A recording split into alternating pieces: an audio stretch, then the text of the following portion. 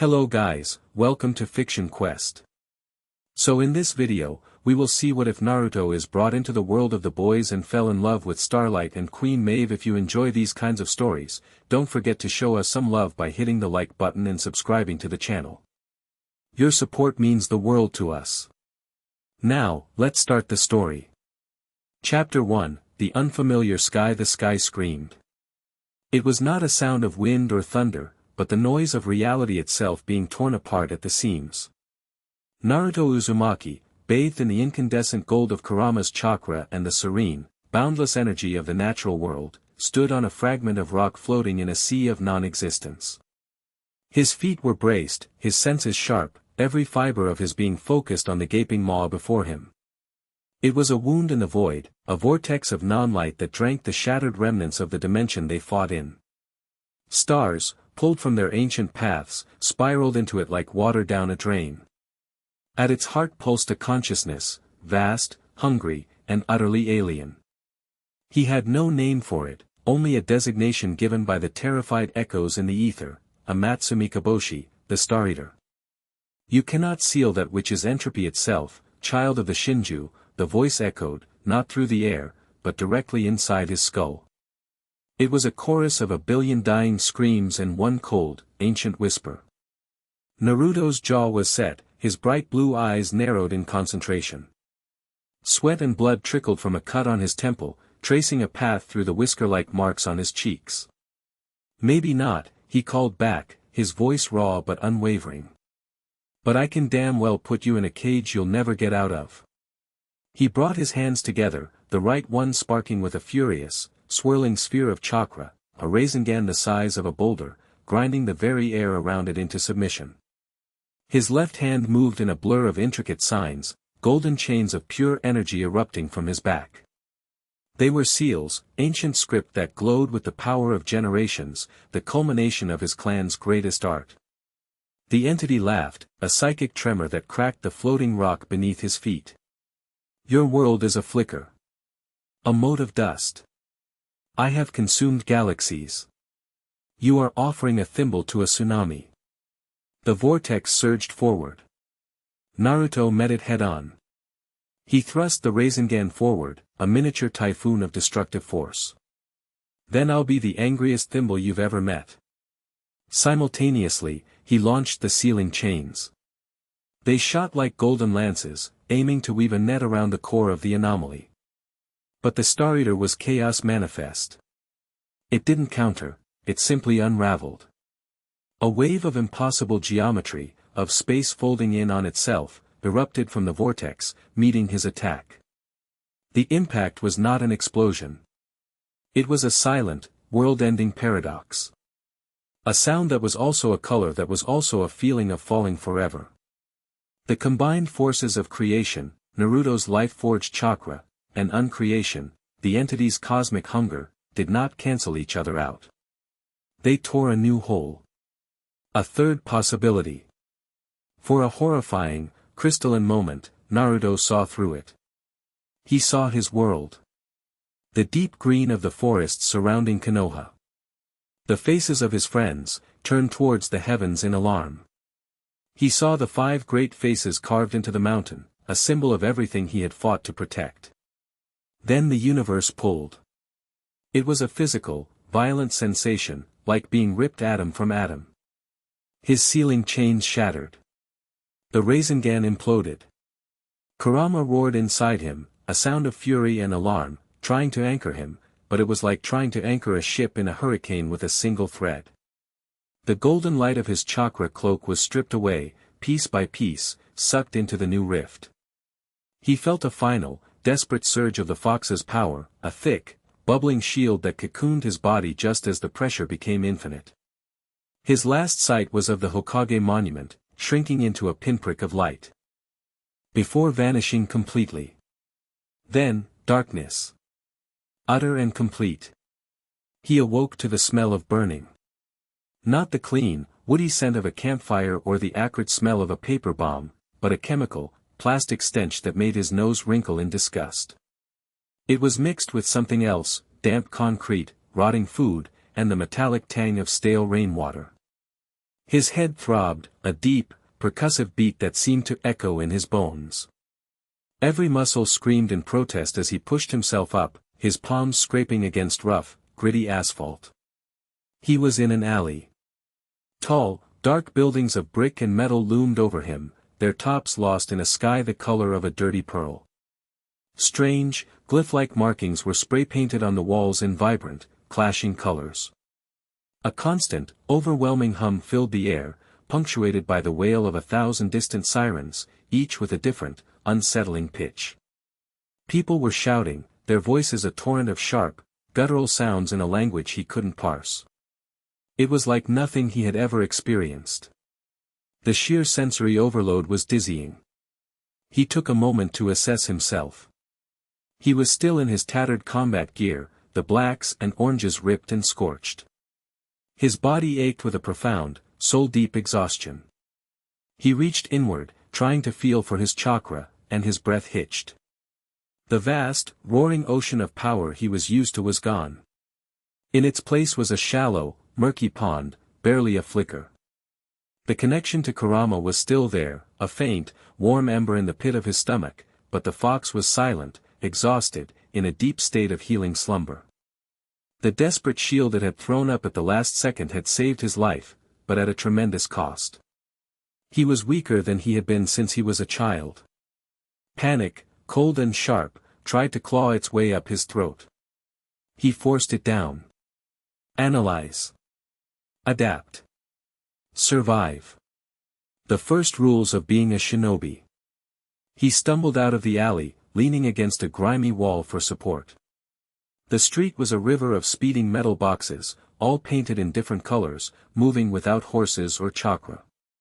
Towering buildings scraped the sky, their surfaces covered in giant, moving pictures of smiling people holding strange devices and drinking from colored bottles. The noise was a physical force, pressing in on him. His eyes fell on a building across the street. It had a large glass window, and inside, people were gathered around a glowing box mounted on the wall. On its screen, a man hovered in the air, his arms crossed. He wore a costume of garish blues and reds, a long cape made from a flag Naruto didn't recognize billowing behind him. His hair was perfectly coiffed, his jaw was square, and he wore a smile that was bright, broad, and didn't touch his cold, empty eyes. Naruto's instincts, honed by a lifetime of discerning a person's true nature from a single glance, screamed at him. This man, this smiling warrior, was dangerous. Not just powerful, that was obvious, but fundamentally wrong. He radiated a kind of arrogant complacency that made the hairs on Naruto's arms stand up. The man on the screen spoke, his voice booming and confident from the box's speakers, but the words were still just meaningless noise to Naruto. He watched the man land gracefully in front of a crowd of cheering people and wave, the perfect hero. Naruto felt a profound sense of dislocation, a loneliness so sharp it was a physical pain. He was no longer in the elemental nations. This was somewhere else entirely.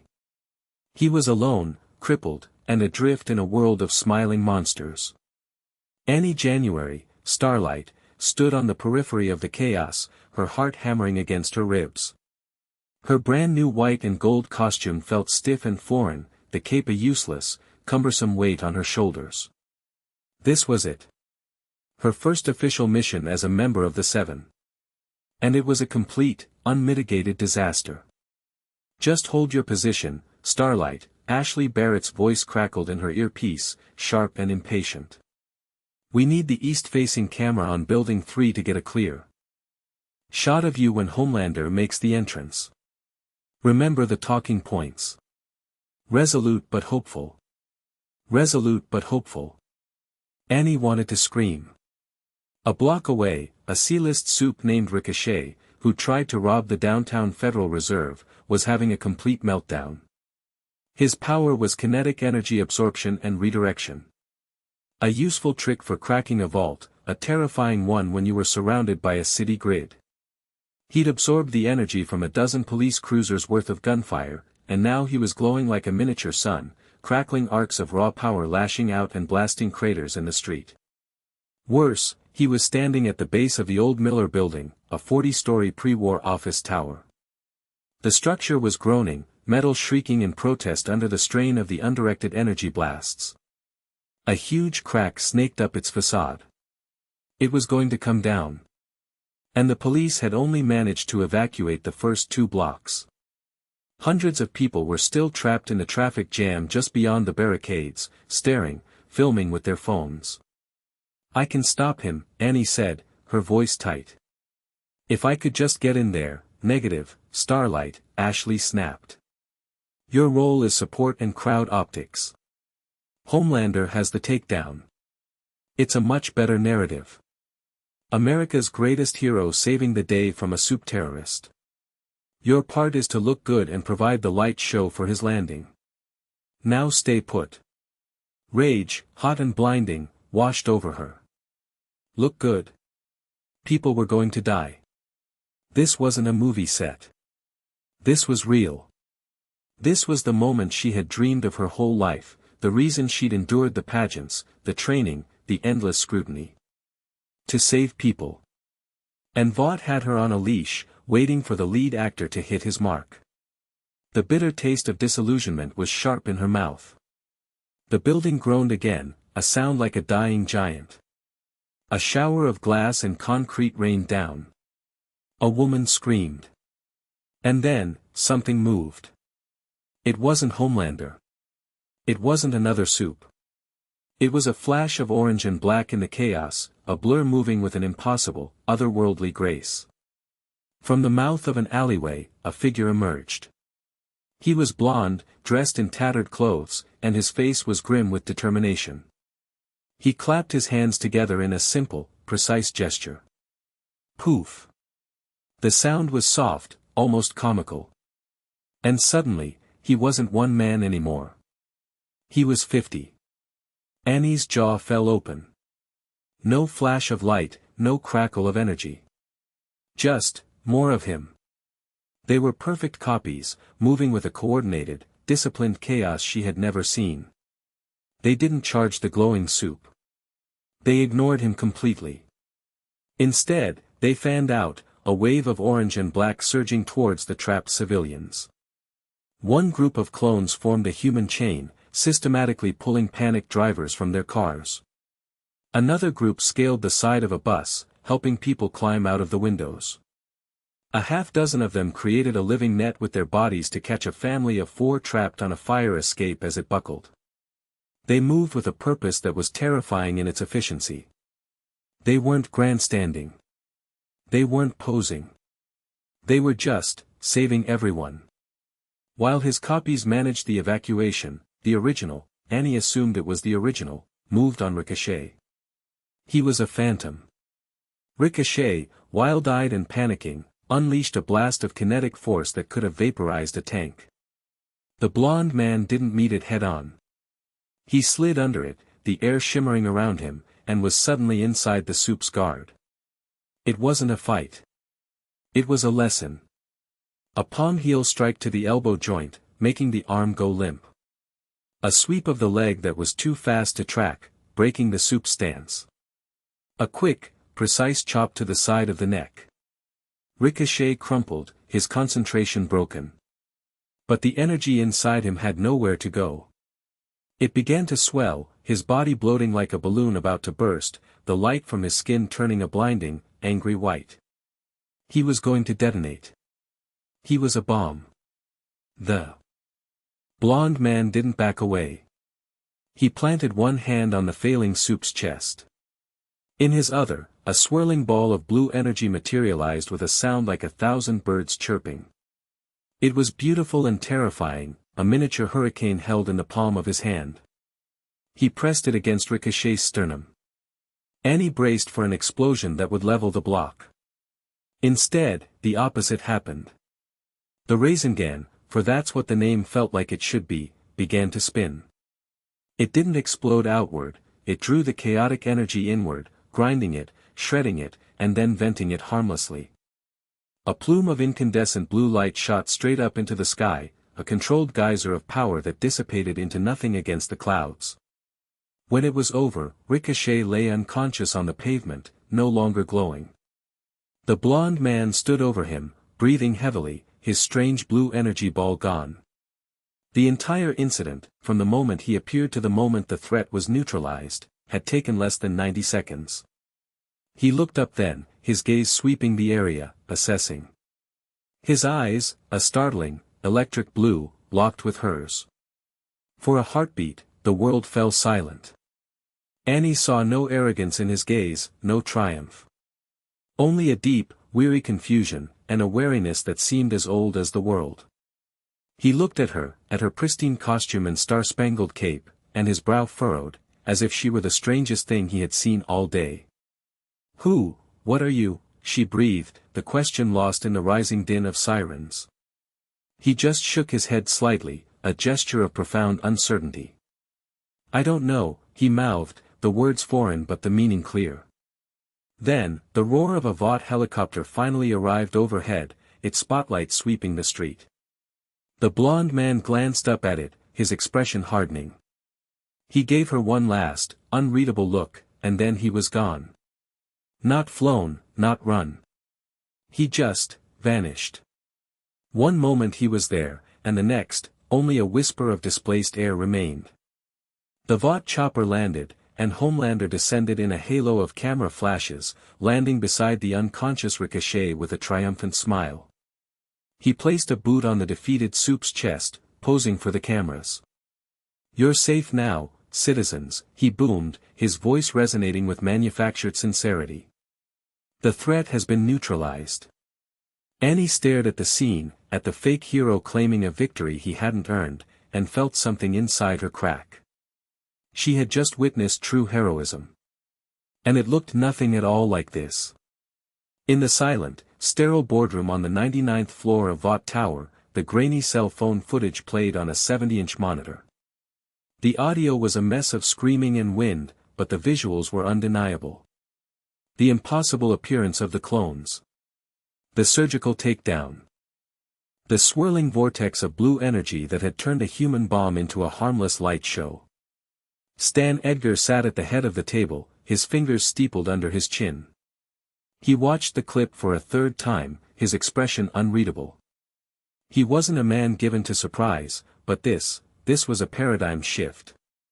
No energy signature consistent with any known compound V manifestation, a tech analyst said from a speakerphone. No thermal bloom on the duplication effect. The energy discharge at the end registers as, well, we don't know what it is. It defies our models. He's an unknown. Completely off the grid. Edgar's eyes flickered to the two members of the seven in the room with him. Queen Maeve was leaning against the far wall, a half-empty glass of whiskey in her hand.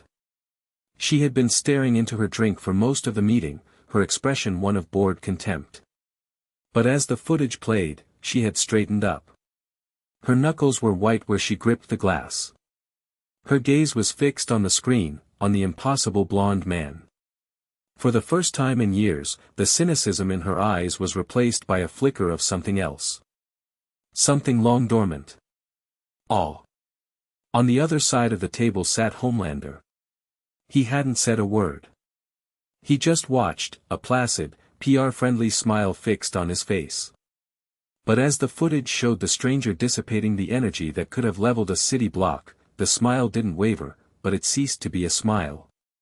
It was just a shape his mouth was making. His jaw was a knot of stone. A vein pulsed in his temple. He slowly, deliberately, picked up a glass of milk from the table, his grip so tight that faint cracks began to web across its surface. He watched the stranger save everyone without a thought for the cameras, without a single self-congratulatory pose. He watched a power that was controlled, precise, and utterly confident.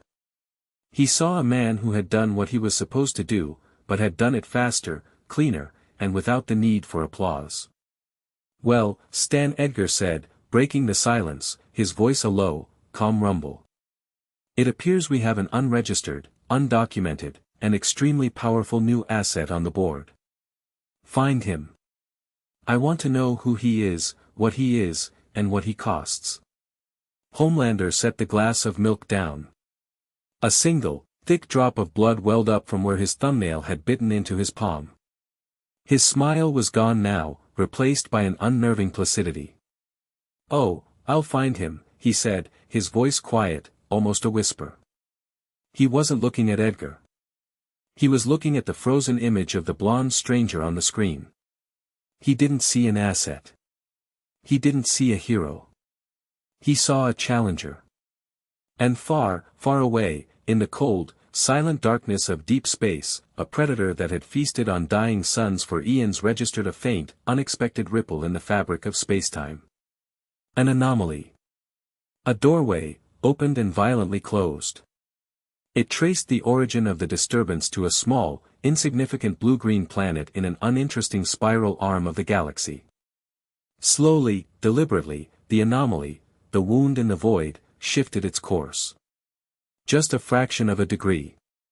It was a subtle change, imperceptible to any instrument known to man.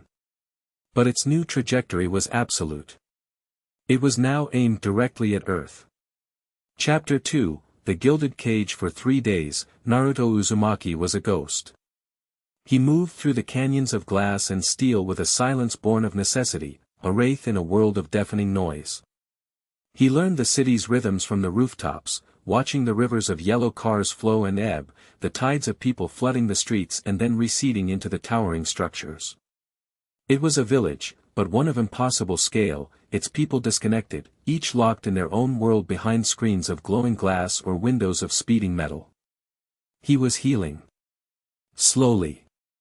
The deep, gnawing exhaustion was receding, and the small pond of his chakra was gradually deepening, fed by the strange, vibrant energy of this new world. It was different from the natural energy he knew. It was frantic, chaotic, thick with ambition and anxiety, but it was energy nonetheless, and his body was learning to draw it in, to convert it. Kurama remained a dormant warmth within him, a slumbering volcano, and Naruto let him rest. He would need his partner at full strength before he even considered trying to find a way home. Survival was a simple matter. A stolen apple from a street cart here, a wallet lifted with the ease of a passing breeze there. It was a skill he hadn't needed in years, but one he had never forgotten. He didn't like it, but he needed the strange paper currency to buy bottled water and bread. He slept in the husks of abandoned buildings or in the forgotten spaces between rooftops, wrapped in a threadbare blanket he'd liberated from a laundromat. He was patient. He was observing. He was waiting. He knew they were looking for him. He could feel it.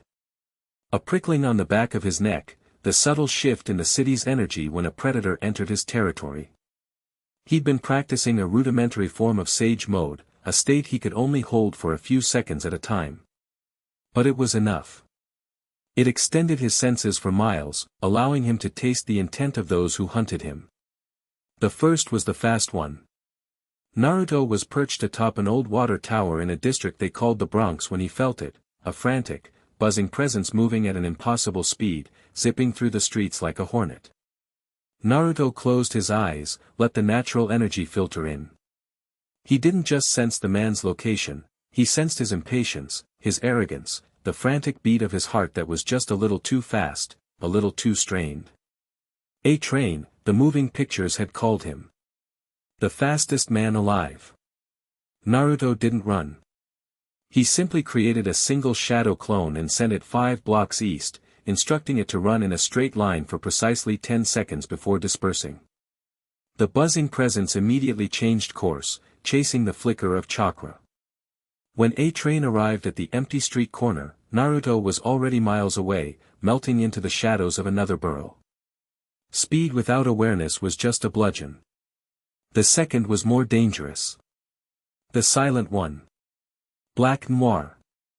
Naruto felt him a full hour before he arrived.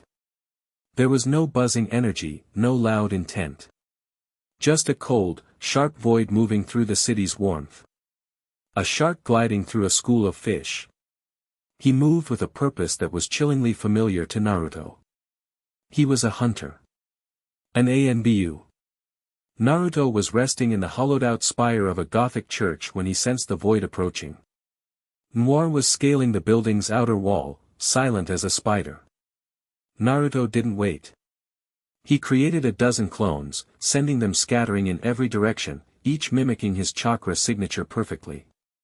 While Noir was occupied with the sudden explosion of targets, the real Naruto dropped down through the church's interior, slipped out a side door disguised as a priest he'd briefly seen, and vanished into the throng of people on the street below. He could feel the hunter's frustration as a cold spike in the distance. Stealth against stealth. It was a game he had perfected long ago. He was competent, he was skilled, and he was surviving. But he knew it couldn't last. He was a single man against an organization with seemingly limitless resources. His evasion was buying him time, but it wasn't a solution.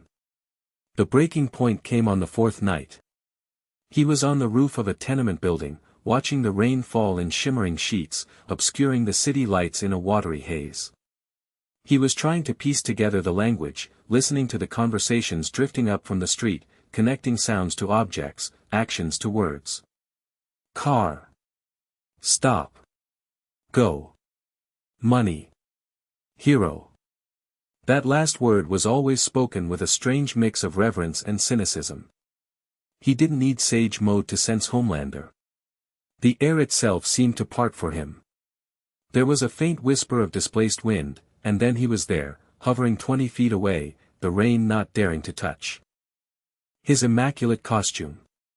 He floated with an effortless grace, his blue eyes glowing faintly in the gloom, his PR smile firmly in place. That was quite the show, Homelander said, his voice calm, conversational. Naruto's rudimentary understanding of the language was enough to catch the meaning. A-Train is furious. Thinks he's losing his edge. And Noir, well, you can't ever tell with him, but I think you embarrassed him. That's not easy to do. Naruto slowly got to his feet. He didn't adopt a combat stance, but his body was coiled, ready. Every instinct screamed at him to run, to disappear. But he knew, with absolute certainty, that he couldn't. Not from this one. The sheer, overwhelming pressure of the man's power was like standing next to the sun. It was raw, untamed, and terrifyingly vast. His own depleted reserves were a candle against this bonfire. I was beginning to think we'd never get to talk, Homelander continued, drifting a little closer. Stan Edgar, my boss, he's very keen to meet you.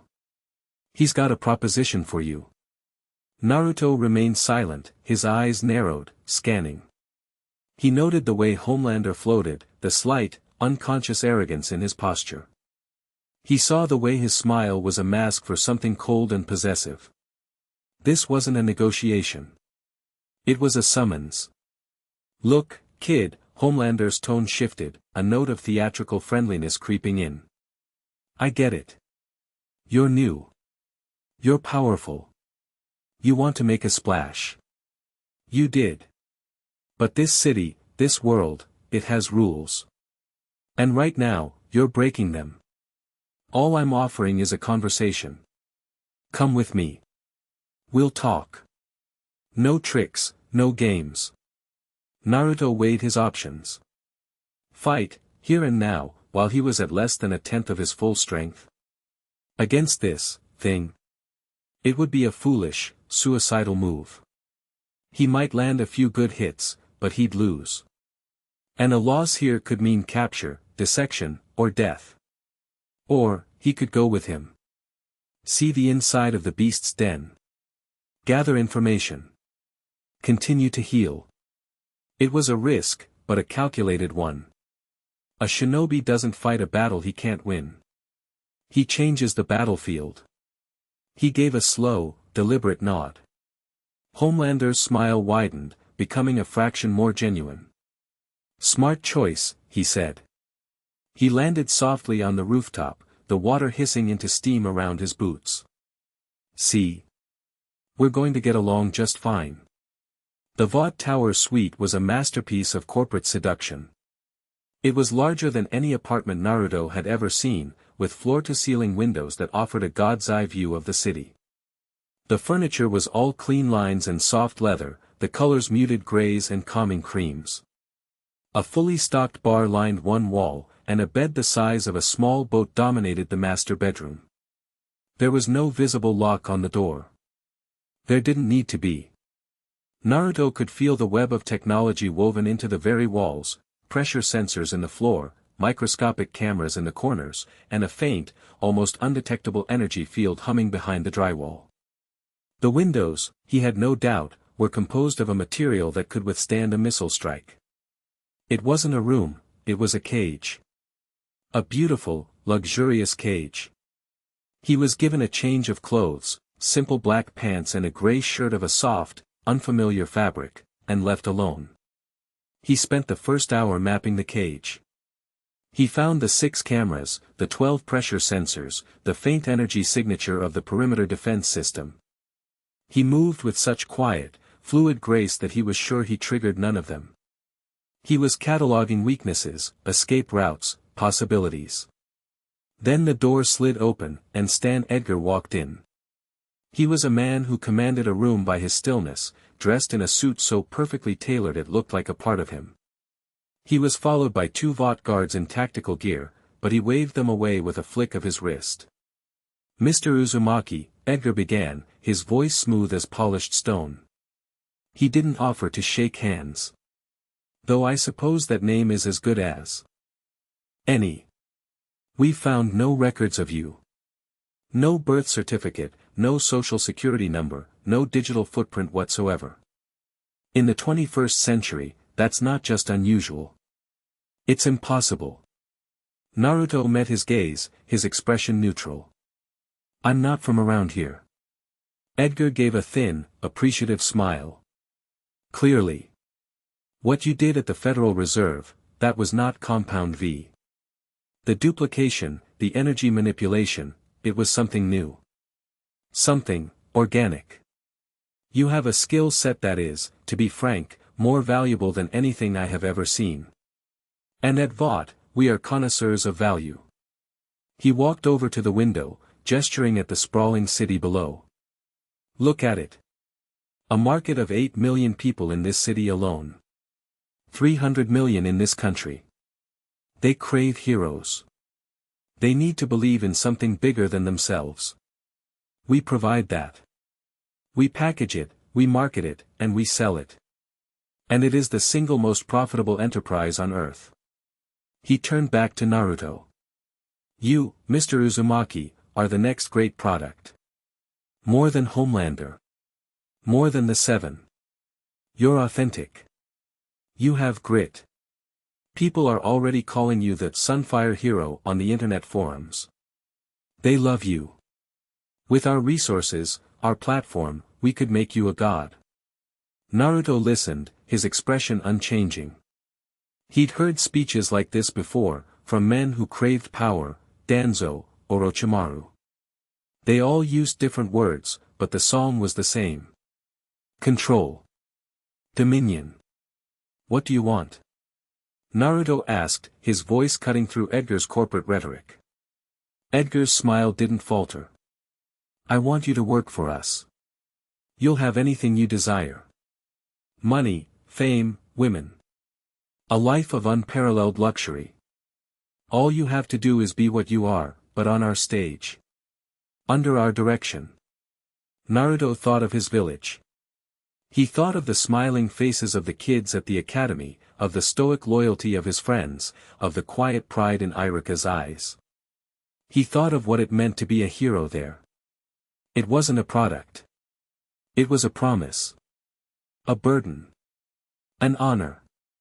He looked Stan Edgar in the eye, his own blue eyes clear and unwavering.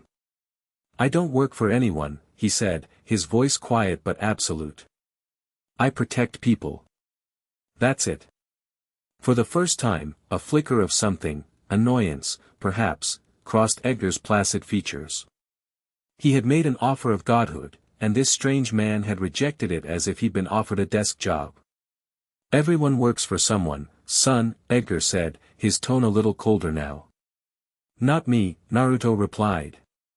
Edgar stared at him for a long moment, reassessing. This wasn't a negotiation. It was a clash of philosophies. "Very well," he said finally, turning to leave. Enjoy the accommodations. We'll speak again when you've had time to consider the practicalities of your situation. The door slid shut behind him, the silence in the room suddenly heavier, more oppressive. Naruto knew he had just failed the first test, and in doing so, had likely made a far more dangerous enemy than Homelander. He found her in the training facility. It was a vast, cavernous space on one of the lower floors, filled with advanced robotics, weapon ranges, and a padded combat arena. Queen Maeve was in the center of the arena, sparring with 4 VOT security troopers dressed in heavy body armor. Naruto stood by the entrance, watching. She moved with a brutal, drunken grace. There was no joy in her movements, no passion. It was a mechanical process of destruction. A block that shattered a man's arm. A kick that sent another flying into a padded wall with a sickening crunch. She was holding back, he could feel the immense power she kept leashed, but her efficiency was breathtaking. She was a master of violence, bored by her own expertise. In less than a minute, all 4 men were groaning on the floor, and she stood in the center, not even breathing hard. She tossed a towel over her shoulder, her eyes flicking to him. They were sharp, intelligent, and filled with a weariness that went bone deep. "Come to see the animals in the zoo?" she asked, her voice laced with a bitter, practiced sarcasm. She took a long pull from a silver flask she produced from a gym bag. "I came to see a warrior," Naruto said simply, walking closer. Her cynical smirk faltered for a fraction of a second. She took in his simple clothes, his calm demeanor, the startling clarity of his eyes. There was no judgment in them, no fear. Just observation. "Don't start with the hero bullshit," she warned, taking another swig. "I'm not Starlight. I'm not buying it. I watched you fight," he continued, ignoring her barb. "Your form is perfect. Every movement is efficient. No wasted energy. You've been training your whole life." She laughed, a short, harsh sound. "Yeah, well. It's the one thing they can't take away from you." She gestured vaguely at the VOT logo on the wall. "Your body. Your skill." Naruto nodded, his gaze intent. He wasn't looking at her costume or her fame. He was looking at the way she held herself, the subtle tension in her shoulders, the way her eyes were always scanning, even at rest. He was looking at a soldier in a war that had ended long ago, a war she had lost. "There's no light in your eyes when you fight," he said. The words were not an accusation, but a quiet statement of fact. Maeve stopped, her flask halfway to her lips. She stared at him, her defenses momentarily stripped away. He wasn't flirting. He wasn't trying to intimidate her. He was diagnosing her. "You fight like you're already dead," he finished softly. The line hit her harder than any physical blow she had ever taken. It was brutally honest. It was horribly true. And it came from the one person in this tower who looked at her and didn't see Queen Maeve, the commodity. He saw Maggie Shaw, the fighter. And he saw that she was hollow. A tear, hot and unwanted, pricked the corner of her eye. She blinked it away furiously, turning her back to him. "Get the hell out of here," she rasped, her voice thick. Naruto didn't move. He stood there for a long moment, a silent presence. He had seen that look before, in the eyes of shinobi who had seen too much, lost too much. He knew that emptiness. He had felt it himself. He turned and left without another word, but the connection had been made. A spark of recognition between 2 people trapped in gilded cages, one of steel and glass, the other of fame and regret. The challenge came 2 hours later. Homelander appeared at his door, the faux-friendly demeanor gone, replaced by a cold, commanding arrogance. "Time for your evaluation," he announced. "Standard procedure for any new potential recruit. We need to see what you can do." "I'm not a recruit," Naruto stated flatly. Homelander's eyes narrowed. "No. You're a guest. In my house. And you will follow my rules. He jerked his head towards the hallway. The training room. Now. Or I could fly down to Times Square and test the structural integrity of the jumbotrons. Might cause a bit of a panic. A stampede, maybe. Accidents happen. Naruto's jaw tightened. It was a crude, brutal threat, but an effective one. This man would kill innocent people out of pique. He gave a sharp nod and followed Homelander, his mind racing. This wasn't an evaluation. It was an assertion of dominance. Homelander needed to prove he was still the alpha. The training room was empty now, the lights bright, the air sterile. Homelander strolled to the center of the arena, cracking his knuckles. No holding back, he said with a predator's grin. I want to see what you've really got. Naruto walked to the opposite side of the mat. He could feel the power radiating from Homelander, a suffocating aura of strength. But he could also feel the sloppiness beneath it. Homelander had never had to learn how to fight. He was a cudgel, not a blade. I don't want to fight you, Naruto said, his voice level. That's a shame, Homelander replied. And then he charged. He moved with blinding speed, a red and blue blur aimed straight at Naruto's chest. To any normal observer, it was an unstoppable attack. But to Naruto, it was a clumsy, telegraphed lunge. He didn't try to meet the force head-on. At the last possible nanosecond, he pivoted, his body flowing like water. He used Homelander's own momentum, his hand lightly guiding the hero's shoulder as he flew past.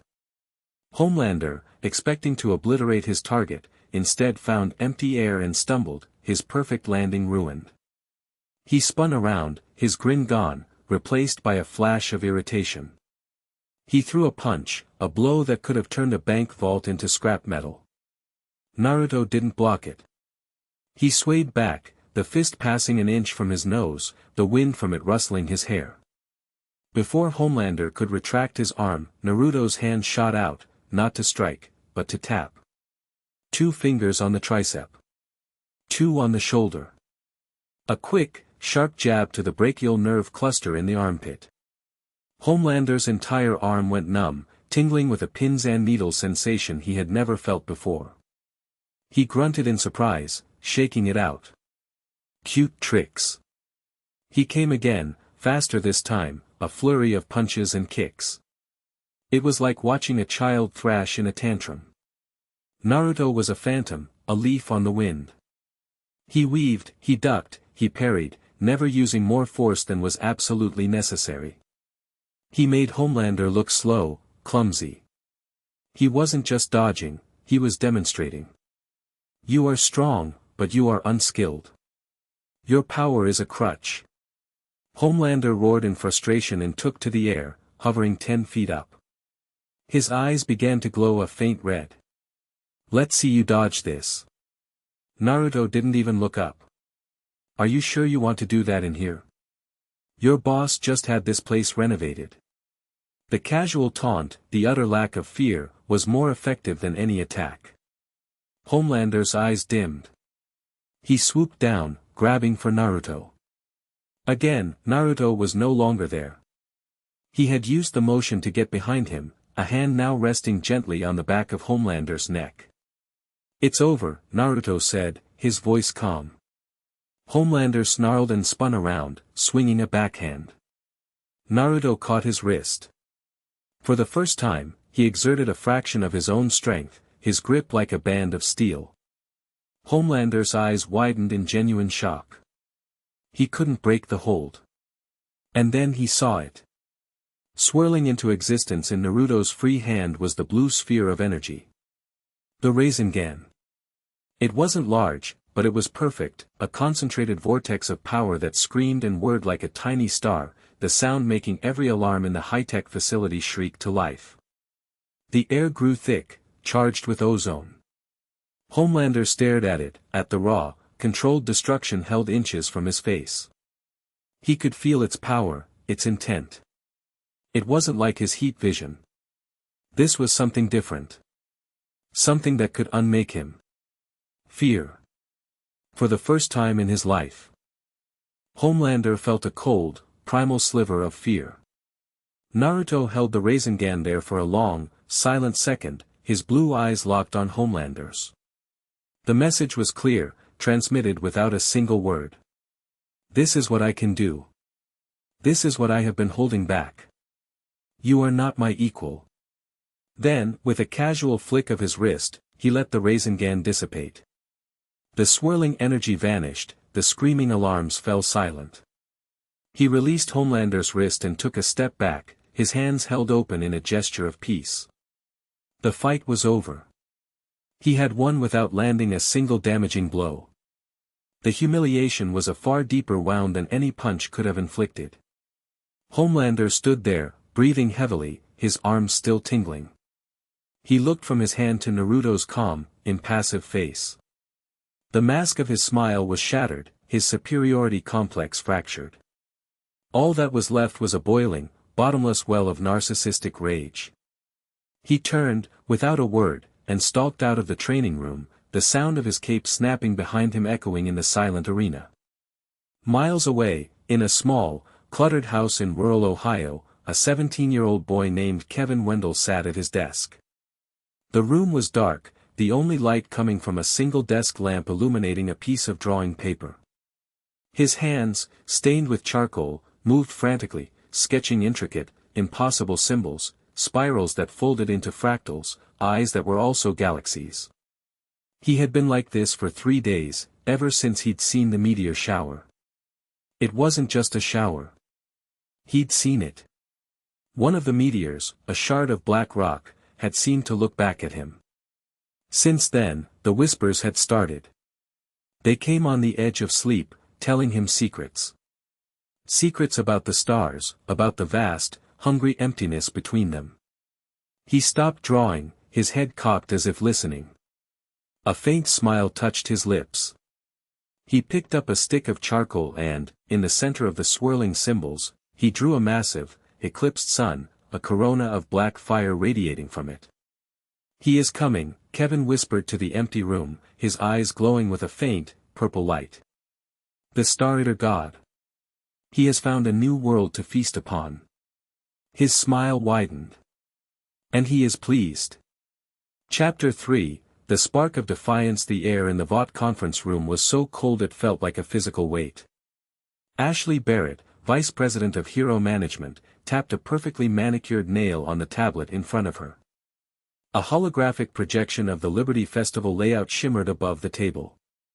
Red circles indicated PR zones, green for photo ops, and blue for secure Vought-only areas. "The flow is simple," she said, her voice a clipped, efficient staccato that grated on Naruto's nerves. "Entry at 1,400 hours, main stage, wave to the crowd. Then you hit the key tents. Pose with the veterans at the Support Our Troops booth.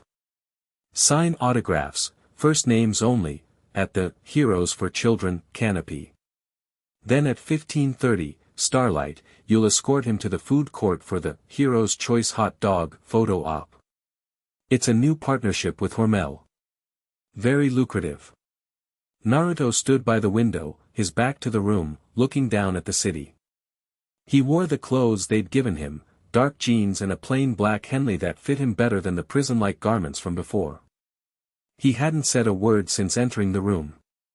He just listened. In the week he'd been Vaught's guest, his mind, built for learning and adaptation, had absorbed the new language with unnerving speed. He understood everything. He just chose not to acknowledge most of it. Annie sat at the table, her Starlight costume feeling more like a suit of armor than ever. She fidgeted with her gauntlets. "Ashley, is this really necessary? A staged hot dog photo? He's not an actor. He is whatever we say he is," Ashley snapped, not looking up from her tablet. "And today, he is a team player. Your job, Starlight, is to make sure he plays his part. Smile, guide him, and for God's sake, keep him on script. We've prepped a few simple lines for him. Positive, aspirational, and completely apolitical." She finally looked up, her gaze pinning Naruto. Do you understand? You smile, you wave, and you read the cards. Naruto finally turned around. He looked at Ashley, then at the holographic map, then at Annie. He saw the tension in Annie's shoulders, the desperate hope in her eyes that he would just cooperate, and the cold, corporate calculus in Ashley's. I understand, he said. The words were perfect, unaccented, and delivered with a calm finality that made Ashley's eyebrow twitch. She had expected a broken, pigeon protest. The fluency was unsettling. It suggested a level of intelligence she hadn't factored into her equations. Good, she said, recovering quickly. Then we're all on the same page. Don't screw this up. The world is watching. The Liberty Festival was a sensory assault. The air hung thick with the smell of grilled meat, spun sugar, and sweat. Music blared from a dozen different speakers, a chaotic symphony of pop songs and patriotic anthems. The park was a sea of people, a churning mass of faces painted with flags, children waving miniature capes, and teenagers filming everything on their phones. The moment they stepped out of the black SUV, a roar went up from the crowd. It wasn't for Starlight. It was for him. It's him. The Sunfire hero. Over here. Look over here. Cameras flashed, creating a strobe effect that made Annie flinch. Naruto seemed unfazed. He scanned the crowd, his blue eyes not seeing a faceless mass, but individuals. He saw the excitement, the hope, the desperation. It was so different from the adoration in his world, which was built on respect and shared experience. This was hunger. A hunger for spectacle. All right, big smiles, Annie said, her voice tight, forcing a bright grin as she gently nudged his arm. Just like we practiced. Wave and walk.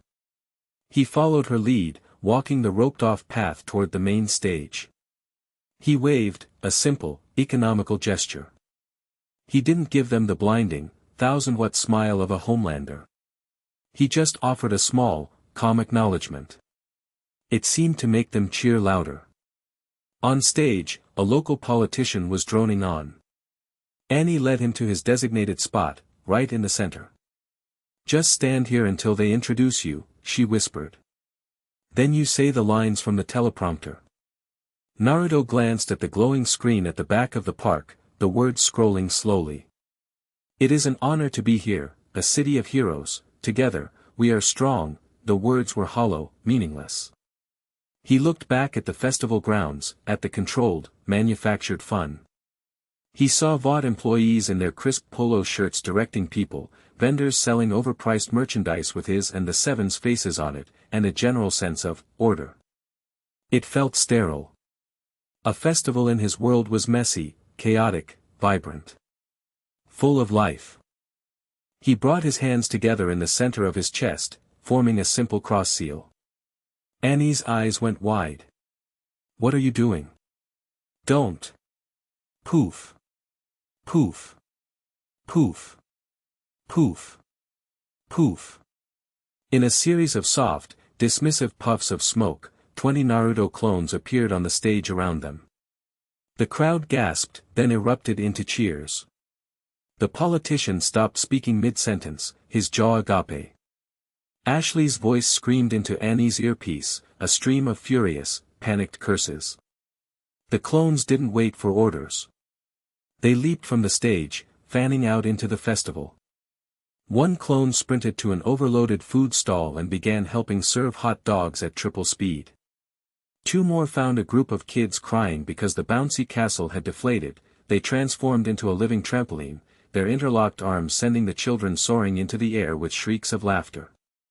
Another clone saw a crew struggling to raise a massive banner. He and 3 of his copies scurried up the poles and had it secured in seconds. They moved with a joyous, productive chaos, and everywhere they went, genuine laughter and excitement followed. The original Naruto remained on the stage, a faint, satisfied smirk on his lips. Annie stared at him, torn between horror and awe. You can't just do that, she hissed, trying to keep a smile plastered on her face for the cameras. Why not? he asked, his voice genuinely curious. They needed help. It's a festival. People are supposed to be happy. That's not the point. The point is the schedule, the branding, the plan. It's a bad plan, he said simply. He looked at her, and his gaze softened. Your heart isn't in it either. He nodded towards a game booth where people were throwing darts at balloons. A little girl was crying, having used up all her tickets. Come on. Before she could protest, he hopped off the stage and walked toward the booth, parting the crowd like a ship through water. Annie, after a moment's hesitation, followed, muttering apologies into her comms before ripping the earpiece out and shoving it in her pocket. Naruto knelt beside the little girl. What's wrong? I wanted the fox, she sniffled, pointing a chubby finger at a large, plush orange fox with 9 tails hanging on the top row. It was a cheap piece of merchandise, a rushed bought product capitalizing on his legend, but to the girl, it was everything. Naruto smiled. He handed the carny a $20 bill. Give me 5 darts. He didn't aim. He just threw them, 5 quick flicks of his wrist. Each dart found its mark, popping 5 balloons in a neat row. The carny's jaw dropped. Naruto pointed at the fox. That one, please. He handed the plush toy to the girl, who hugged it tightly, her tears forgotten. She threw her arms around Naruto's legs. Thank you, Mr. Sunfire. Naruto patted her head, a genuine, warm smile finally appearing on his face. It was a smile so bright and unguarded it took Annie's breath away. He stood up and saw her staring. What? He asked. Nothing, she said, her own smile now real. That was nice. It's better than a staged hot dog, he said. He bought 2 from a nearby vendor, one from the stall his clone was now running with masterful efficiency, and handed one to her. They stood there for a moment, in the middle of the chaotic, vibrant festival he had created, surrounded by the sounds of his clones fixing, helping, and playing. You know, where I'm from, festivals are a big deal, he said, taking a bite of the hot dog. We celebrate everything. The end of a war, the birth of a new leader, a good harvest. It's about community. About reminding ourselves we're all in it together. Sounds nice, Annie said, looking around. Here, it's mostly about reminding people what to buy. The cynicism was there, but it was softer now, tinged with wistfulness. So change it, he said, as if it were the simplest thing in the world. He looked at her, and she looked at him. In that moment, she wasn't Starlight, America's sweetheart, and he wasn't the Sunfire hero, Bot's new asset. They were just a boy and a girl from 2 different worlds, sharing a hot dog and a quiet understanding. The connection was a tiny, fragile spark, but it was there. Real. And then the first explosion hit. It wasn't a soup attack. It was professional. A shaped charge detonated at the base of the main stage, sending a plume of fire and black smoke into the air, collapsing it in a screech of tortured metal. A second explosion ripped through the Vought merchandise tent, creating chaos and panic. Screams replaced laughter. The crowd surged, a stampede of terror. Through the smoke, they emerged. A dozen men, dressed in black tactical gear, masks obscuring their faces. They moved with military precision, forming a cordon, their weapons, not standard firearms, but heavy-caliber rifles and what looked like grenade launchers, raised. On the ground. Now, one of them bellowed through a distorted voice modulator. Annie reacted instantly, her Vought training kicking in. Naruto, get the civilians back. I'll hold them off. She raised her hands, light beginning to gather in her palms. A high-pitched whine cut through the air, and a device thrown by one of the mercenaries detonated with a flash of black light. It wasn't an explosive. It was an energy dampener. The light in Annie's hand sputtered and died, and a wave of nausea washed over her. EMP grenade, one of the men shouted. She's neutralized. Move in. They were targeting her. This wasn't random. Two of the mercs broke formation, advancing on her. Annie, her powers flickering, braced herself for a physical fight she knew she couldn't win against so many. She never had to. A blur of orange and black moved between her and the attackers. Naruto. His face was a mask of cold fury, the easygoing warmth of a moment ago completely gone. "Get behind me," he ordered, his voice low and dangerous. An RPG specialist on a nearby rooftop took aim. The rocket screamed toward them. Naruto didn't even flinch. He shoved Annie to the ground, covering her with his own body. An aura of bubbling, sinister red chakra erupted around him, forming a crude, one-tailed cloak of the Nine Tails power. The rocket hit it and detonated, the explosion washing over them. Annie felt the heat, heard the deafening roar, but she was unharmed. She looked up to see Naruto rising from the smoke, his clothes scorched but his body untouched. The red chakra swirled around him, his eyes now slitted and feral, his whisker marks thicker, darker. He was no longer just a man. He was a force of nature. "Protect the people," he snarled, the voice a guttural echo of his own. He glanced at his clones, who had already abandoned their festive tasks and were now a disciplined force, evacuating the panicked crowd with ruthless efficiency. Then he looked at Annie, his red eyes boring into hers. "I'll handle them." This time, she didn't argue. She nodded, her heart pounding with a mixture of fear and adrenaline. But she didn't run. As Naruto launched himself at the mercenaries, a blur of red and black, Annie scrambled to her feet. The EMP's effect was wearing off. A faint golden light began to flicker around her fists. She saw a group of mercs trying to flank Naruto, to box him in. She saw a family frozen in terror, directly in their line of fire. A hero isn't a brand. It's a choice. His words from the Vought Tower echoed in her head. "Screw the plan. Screw Vought." "Hey," she yelled, and as they turned, she unleashed her power. It wasn't the gentle, camera-friendly glow she was coached to use. It was a raw, concentrated blast of photon energy, a concussive beam of pure, blinding light that slammed into the mercenaries, sending them flying. Naruto, in the middle of dismantling three men with a dizzying display of taijutsu, saw it. He saw her defiance, her power, her choice. A flash of a grin, sharp and predatory, crossed his face. He was no longer alone. In the Vought Tower Command Center, the scene was one of controlled panic. Technicians shouted status reports over the terrified screams coming from the festival's audio feeds. Multiple assailants, heavy weapons, professional tactics, Starlight is off-comm, I repeat, Starlight is not responding, the asset is engaging, hostile intent confirmed, power levels are unstable. Stan Edgar watched the drone footage on the main screen, his face an unreadable mask. Homelander stood beside him, his arms crossed, a flicker of something dark and satisfied in his eyes. Queen Maeve stood apart from them all, watching the feed from a smaller monitor. She'd been nursing a glass of bourbon, ready to watch the PR stunt implode. But then the explosions came. She watched Naruto shield Starlight.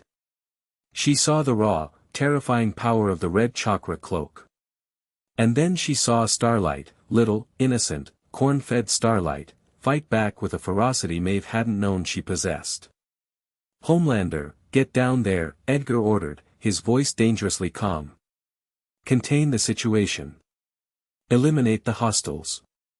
And bring the asset back. Intact." "On it," Homelander said, his lips curling into a smile. This was what he wanted. A chance to put the new toy back in its box, publicly. But Maeve wasn't watching him. She was watching the screen.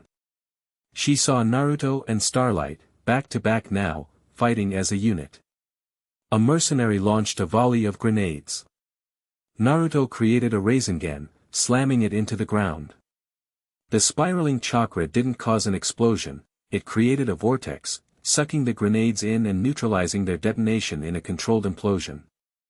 Starlight used the opening to unleash a blinding, 360-degree flash of light, disorienting every enemy in a 50-foot radius. They were good. Terrifyingly good. But they were outnumbered. And outgunned. Maeve looked at Homelander, preening as he prepared to make his grand entrance. She looked at Edgar, coolly assessing his assets' combat capabilities. They weren't sending help. They were sending a vulture to pick at the leftovers. She remembered Naruto's words in the training room. You fight like you're already dead. Maybe. But she wasn't going to let that kid, Annie, die with her.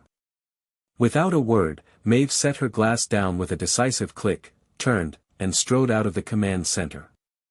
Maeve, where are you going? Edgar's voice was sharp. Your orders are to stand down. She didn't break her stride. She walked onto the balcony adjoining the command center, the wind whipping at her hair. She looked down at the distant column of smoke rising from the park.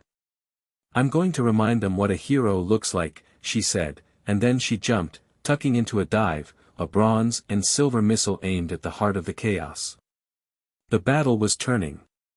Naruto and Starlight were holding their own, a whirlwind of precise violence and blinding light, but the mercenaries were adapting. They were using suppressive fire, boxing them in, forcing them onto the defensive.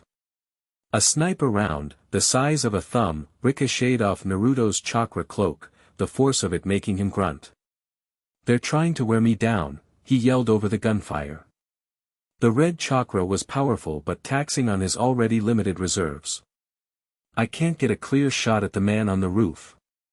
Annie shouted back, unleashing another pulse of light to force two mercs back into cover. Suddenly, a shadow fell over them. A bronze shape slammed into the rooftop sniper's position with the force of a meteor strike. There was a scream, cut short, and the sound of shattering concrete. Queen Maeve landed in the center of the plaza, her armor glinting in the sun. She looked magnificent. She looked furious. She ripped a parking meter out of the ground, concrete clinging to its base, and swung it like a baseball bat, obliterating a mercenary's cover and sending him flying. She glanced at Naruto and Starlight. Took you long enough to start the party, she said, a grim, exhilarating smile touching her lips for the first time in a decade. Naruto's slitted eyes widened slightly in surprise, then narrowed in a look of mutual respect. He gave her a sharp nod. The dynamic of the fight changed instantly. They were no longer a duo. They were a trio. A spearhead. Maeve was the brute force. She waded into the thick of the enemy ranks, a whirlwind of unstoppable power, her movements economical and utterly lethal. She fought with the pent-up rage of a caged lioness finally set free. Starlight was the tactical support. She flew into the air, her light no longer just a weapon but a tool. She created blinding flashes to cover Maeve's advance, fired concentrated beams to destroy enemy equipment from a distance, and bathed the entire battlefield in a golden glow that revealed every hidden enemy. And Naruto was the linchpin. With Maeve drawing the heavy fire and Starlight providing cover, he became a ghost. He flowed through the battle, his clones continuing the civilian evacuation while he dismantled the enemy command structure. He disabled the EMP generators with precise Raisengans. He disarmed the remaining RPGs with taijutsu that was too fast to follow. He moved with a grace that was both beautiful and terrifying, a dancer of death who never took a life, only their ability to fight. The three of them, a god-killer from another world, a disillusioned ingenue finding her fire, and a fallen queen reclaiming her crown, moved in perfect, unspoken sync. For a few glorious, violent minutes, they were not bought products. They were heroes. The last mercenary, the leader, saw it was a lost cause. He raised his hands. We surrender. Before anyone could react, a red and blue blur descended from the sky. Homelander.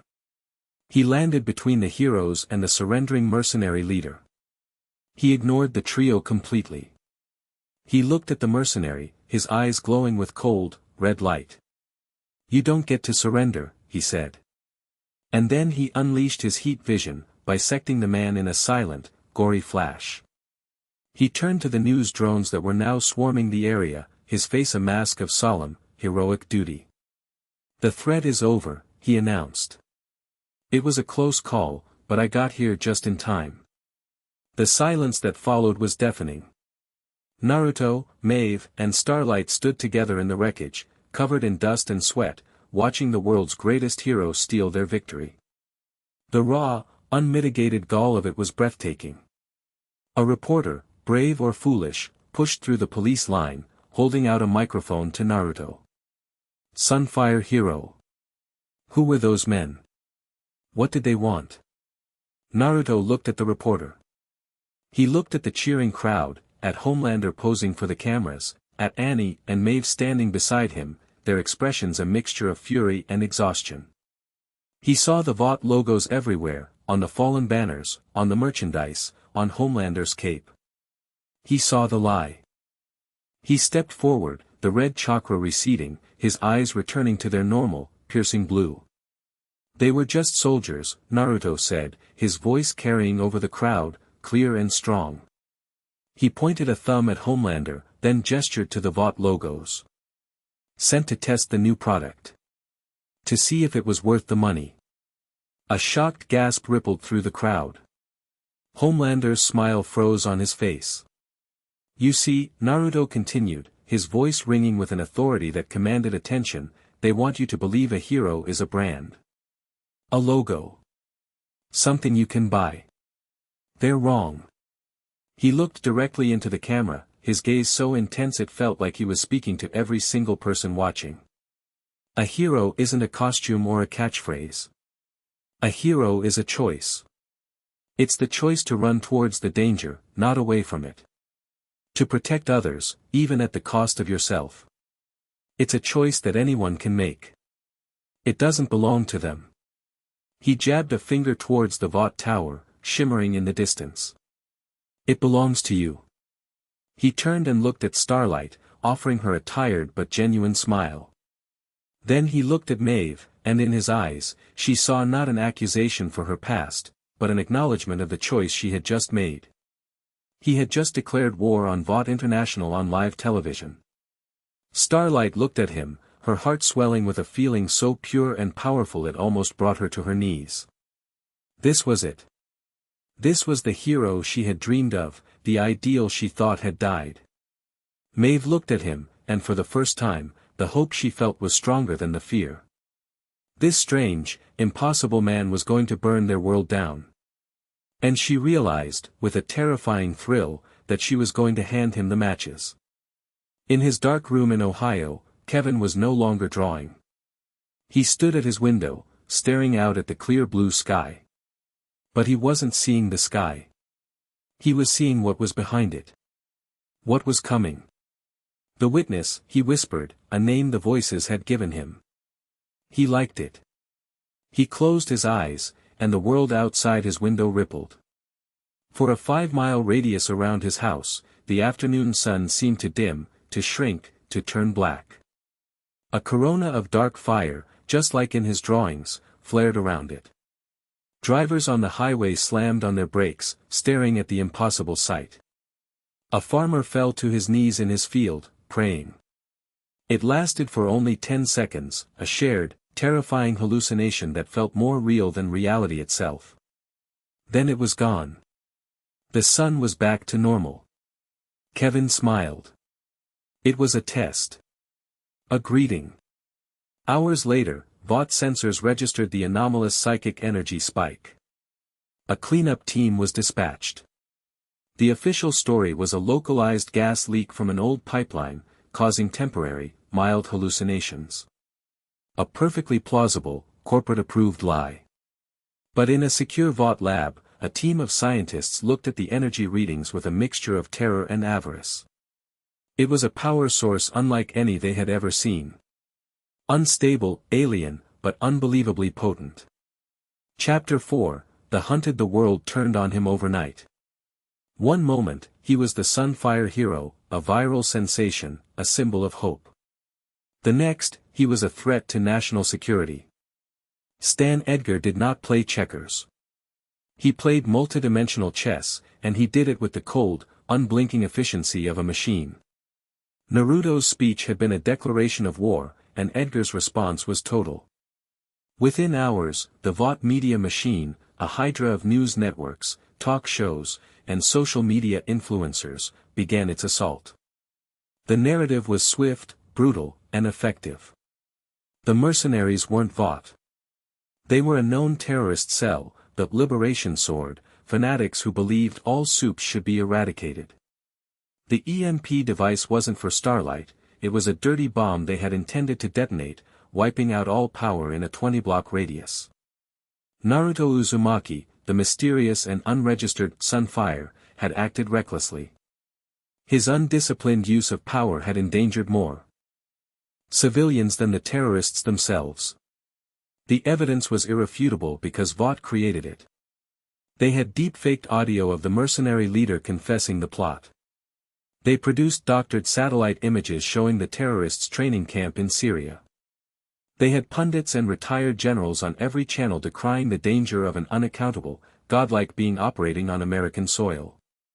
The final, masterful stroke was to frame his speech not as an act of idealism, but as a power play. He wasn't a hero, he was a rival. A foreign entity attempting to destabilize the nation's heroic infrastructure for his own unknown, and therefore sinister, purposes. The public, conditioned by decades of Vought storytelling, bought it.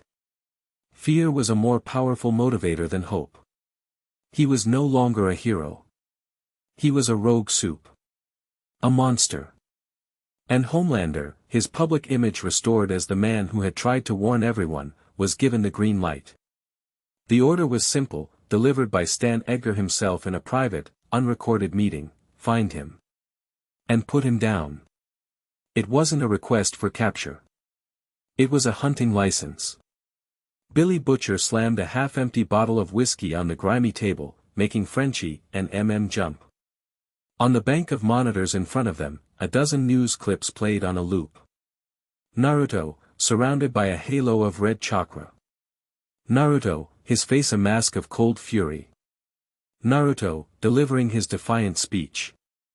Look at him, Butcher snarled, his voice a low, gravelly rumble. He jabbed a finger at the screen. Smug cunt. Thinks he's the second coming of Christ, eh? I don't know, man, Frenchie said, leaning forward, his eyes alight with a kind of scientific wonder. His power, it's not like the others. The clones, the energy ball, it is not Vought tech. It's biological. It's beautiful. It's a fucking nuke with a messiah complex is what it is, Butcher shot back. Homelander's bad enough, but at least we know what he is. He's a product. A brand. Manageable. This one's a true believer. And there's nothing more dangerous than a soup who thinks he's got a righteous mission. Mother's Milk, ever the voice of reason, leaned back in his chair, his arms crossed over his massive chest. Butcher, the man took on a dozen mercs and saved God knows how many people. Starlight and Maeve fought with him. They wouldn't do that if he was a monster. Maeve's a drunk and Starlight's a naive idiot who got played, Butcher retorted, his gaze dark. I've seen this before. They show up, play the hero, get the world to love M. And then the mask slips. And when the mask slips on a bloke who can level a city block by burping, people die. We can't let that happen. Not again. He looked at his team, his eyes burning with the familiar, obsessive fire they knew all too well. This wasn't just a job for him. It was a crusade. In Naruto, he didn't see a potential ally against Homelander. He saw the next, and possibly greater, apocalyptic threat. We find him before Homelander does, Butcher declared. Frenchie, get me a way to track that energy he uses. Hit up your contacts, see if anyone's seen a blonde ghost wandering the alleys. We're going hunting. The city had become a prison. Naruto moved through its veins, a fugitive in the urban jungle he had so recently observed from above. Every face he saw on the street was filled with suspicion. People who had cheered for him now pointed their phones at any flash of blonde hair, any hint of orange or black. He was a headline, a monster, the subject of a citywide manhunt. He was forced into the shadows, the true underbelly of the city. The subway tunnels, the sewer systems, the forgotten, derelict buildings that festered in the city's oldest districts. His chakra was returning more quickly now, the pool slowly becoming a lake once more. But he was alone, and the hunters were everywhere. He could feel them. Homelander was a constant, searing presence on the edge of his senses, a furious sun. Blazing across the sky, searching. The silent hunter, Black Noir, was a creeping void, methodically sweeping the city grid by grid. A-Train was a frantic buzzsaw, darting from location to location based on bogus tips. They were hunting him like an animal. But he was not without allies. The first meeting was in the crypt of an old, abandoned church. The air was cold and smelled of dust and decay. A single candle flickered on a stone sarcophagus. Starlight stepped out of the shadows, her costume gone, replaced by a simple hoodie and jeans. Her face was pale, her eyes wide with worry. "I'm so sorry," she whispered, her voice trembling. "I didn't. I never thought they would twist it like this." Naruto offered her a small, tired smile. "It's not your fault. They are good at what they do." She handed him a backpack. It was filled with bottled water, high-energy protein bars, a first aid kit, and a burner phone. "It's not much. But Homelander has everyone on high alert. I can't get away for long. He's been unhinged." "You shouldn't have come," he said, his voice gentle. "It's too dangerous for you." "No," she said, her voice firm, a spark of the defiance from the festival in her eyes. "What's dangerous is letting them win. What you said, it was true. And you shouldn't have to fight for it alone." She took a hesitant step closer. "Here." She pushed a slip of paper into his hand. "A-Train is being sent to a warehouse on the west side docks tonight. It's a false lead, but it will keep him occupied for a few hours. It'll give you a window." He looked down at the paper, then back at her. He saw the risk she was taking, the immense courage it took for her to stand here. He felt a warmth spread through his chest that had nothing to do with Kurama. "Thank you, Annie." Her breath hitched at the sound of her real name. She gave him a shaky, brilliant smile. "Be careful, Naruto." The second tip-off was less direct. He was hiding in the labyrinthine crawlspaces above the city's main train station when a plain, unmarked envelope fluttered down from a ventilation shaft. There was no note. Inside was just a single, folded map of the city's antiquated sewer network. A section beneath a derelict industrial district was circled in red pen. There was a small, almost invisible, QM initialed in the corner. Maeve. She couldn't meet him, couldn't risk direct contact. But she was helping. She was giving him a place to run, a way to stay one step ahead of the hunters she worked alongside.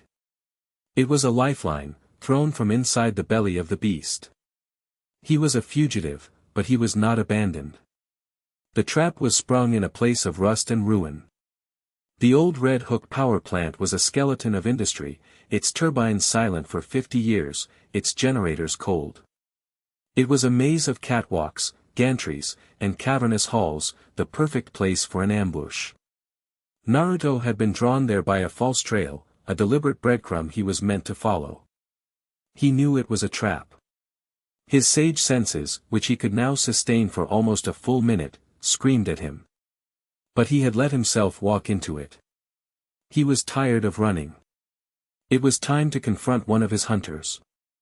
He had assumed it would be Vought. He was wrong. He was on a high catwalk, overlooking the main turbine hall, when they hit him. Not with an explosion, but with sound. A high-frequency sonic blast from a device hidden in the rafters hit him like a physical blow. It was designed to disorient Supes, to scramble their enhanced senses. For Naruto, whose senses were attuned to the natural world, it was agonizing. The world dissolved into a screech of white noise, his head threatening to split open. He stumbled, dropping to one knee, clutching his ears. Through the ringing, he heard a familiar, hateful voice. "See? Not so tough when you pop his eardrums, are ya, Frenchie?" Billy Butcher stepped out of the shadows, a modified .50 caliber sniper rifle in his hands. It was the same weapon Grace Mallory had used, loaded with rounds that could pierce Soup's skin. He was flanked by Frenchie, holding the sonic emitter, and armed with a futuristic-looking assault rifle. "We don't want to kill you," said, his voice strained, his weapon held steady. "We just want to talk. So just stay down." Naruto grit his teeth, forcing himself to focus through the pain. He channeled a sliver of chakra to his ears, creating a barrier to block the sonic assault. The ringing subsided, replaced by a dull throb. He looked up, his eyes hard. "This is a strange way of starting a conversation," he said, his voice low. "Well, you're a slippery bugger," Butcher said, taking a step closer. "Had to make sure you'd stay put." He gestured with his rifle. "So, what's your game, eh? You from China? Russia? Some secret space program? Who sent you to screw with our soups?" Naruto pushed himself to his feet. "Nobody sent me. And they are not your soups." "He's got a point, Butcher," Frenchie muttered, fiddling with his sonic device. Butcher ignored him. "Right. So you just fell out of the sky to be a hero. I've heard that one before." His face darkened, the lines around his eyes deepening. "It always ends the same. With blood. With people I care about getting hurt. So I'm going to stop it before it starts." He leveled the rifle at Naruto's chest. And then the roof of the power plant peeled open like a tin can. Homelander descended in a torrent of rain and twisted metal, his eyes glowing with incandescent rage. He wasn't smiling. He wasn't posturing. This was not a PR appearance. This was an execution. "He's mine," Homelander snarled, his voice a low thunderclap that vibrated through the metal floor. His gaze swept over the boys, dismissing them as insects. Then his eyes locked on Naruto, and the sheer, undiluted hatred in them was a palpable force. Butcher, for all his bluster, was no fool. He spun around, his rifle swinging from Naruto to Homelander. "Oh, you have got to be fucking kidding me." The situation had just evolved from a tense standoff to a chaotic three-way nightmare. Homelander didn't wait. He fired a blast of heat vision, not at Naruto, but at the catwalk Butcher and his team were on. It wasn't a killing blow, it was a statement. "You are irrelevant." The steel glowed cherry red and then melted, a section of the walkway collapsing. Frenchie and scrambled back, but Butcher stood his ground, firing his rifle at Homelander. The heavy rounds, designed to pierce Soup flesh, bounced harmlessly off Homelander's chest like pebbles. Naruto moved. He didn't attack. He appeared in a blur beside Butcher, grabbing the man by the collar and leaping to a lower platform just as the rest of the catwalk gave way. He deposited the stunned Butcher on solid ground. "Stay out of this," Naruto ordered. "You'll die." Butcher stared at him, then at Homelander, who was now hovering in the center of the hall, a sadistic smirk finally gracing his lips. "Not on your fucking life, mate. He's my target too." It was chaos. The boys opened fire, their advanced weaponry creating a storm of explosions and suppressive fire that, while ineffective against Homelander, provided a constant distraction. Homelander, his rage now divided, lashed out, his heat vision cutting indiscriminately through the decaying machinery, sending shrapnel flying. Naruto saw his opening. This was his chance. Not just to escape, but to send a message. He drew in a deep breath, pulling on the natural energy of the storm outside, the rain, the river, the very earth beneath the plant. The air around him grew heavy, thick with power. Greenish markings appeared around his eyes. He had entered Sage mode. He moved, and the world seemed to slow down. Homelander was fast, but Naruto was now faster. He flowed through the battlefield, a blur of motion. He didn't just dodge Homelander's attacks, he used them. A blast of heat vision was redirected with a chakra-infused palm, carving a trench in the floor away from the boys. A supersonic punch was caught, its kinetic energy absorbed and grounded into the floor, cracking the concrete beneath Naruto's feet. He was using frog kata, the taijutsu of the sages. Every movement, every strike, was infused with natural energy, an invisible aura that extended his reach and magnified his impact. He struck Homelander's side, and for the first time, the hero grunted in genuine pain, the blow bypassing his invulnerable skin and striking the man beneath. What? Homelander snarled, stunned. Naruto didn't give him time to recover. He formed two shadow clones. One clone began gathering natural energy while the other engaged the boys, not fighting them, but actively herding them towards an exit, using precise gusts of wind to push them out of the line of fire. They were out of their league, and Naruto knew it. "Get out," the clone yelled at a furious Butcher. "You can't win this fight." Meanwhile, the real Naruto and the other clone worked in perfect sync. The clone grabbed Homelander from behind, locking him in a full Nelson. Homelander roared, his strength immense, and began to break the hold. But it was enough. It gave the original Naruto the 1 second he needed. He held out his hand. Sage Art, massive Rasengan. The ball of chakra that formed in his palm was no simple Rasengan.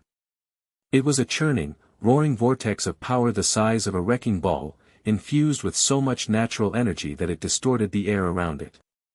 It felt less like a technique and more like a captured piece of a hurricane. He slammed it into Homelander's chest.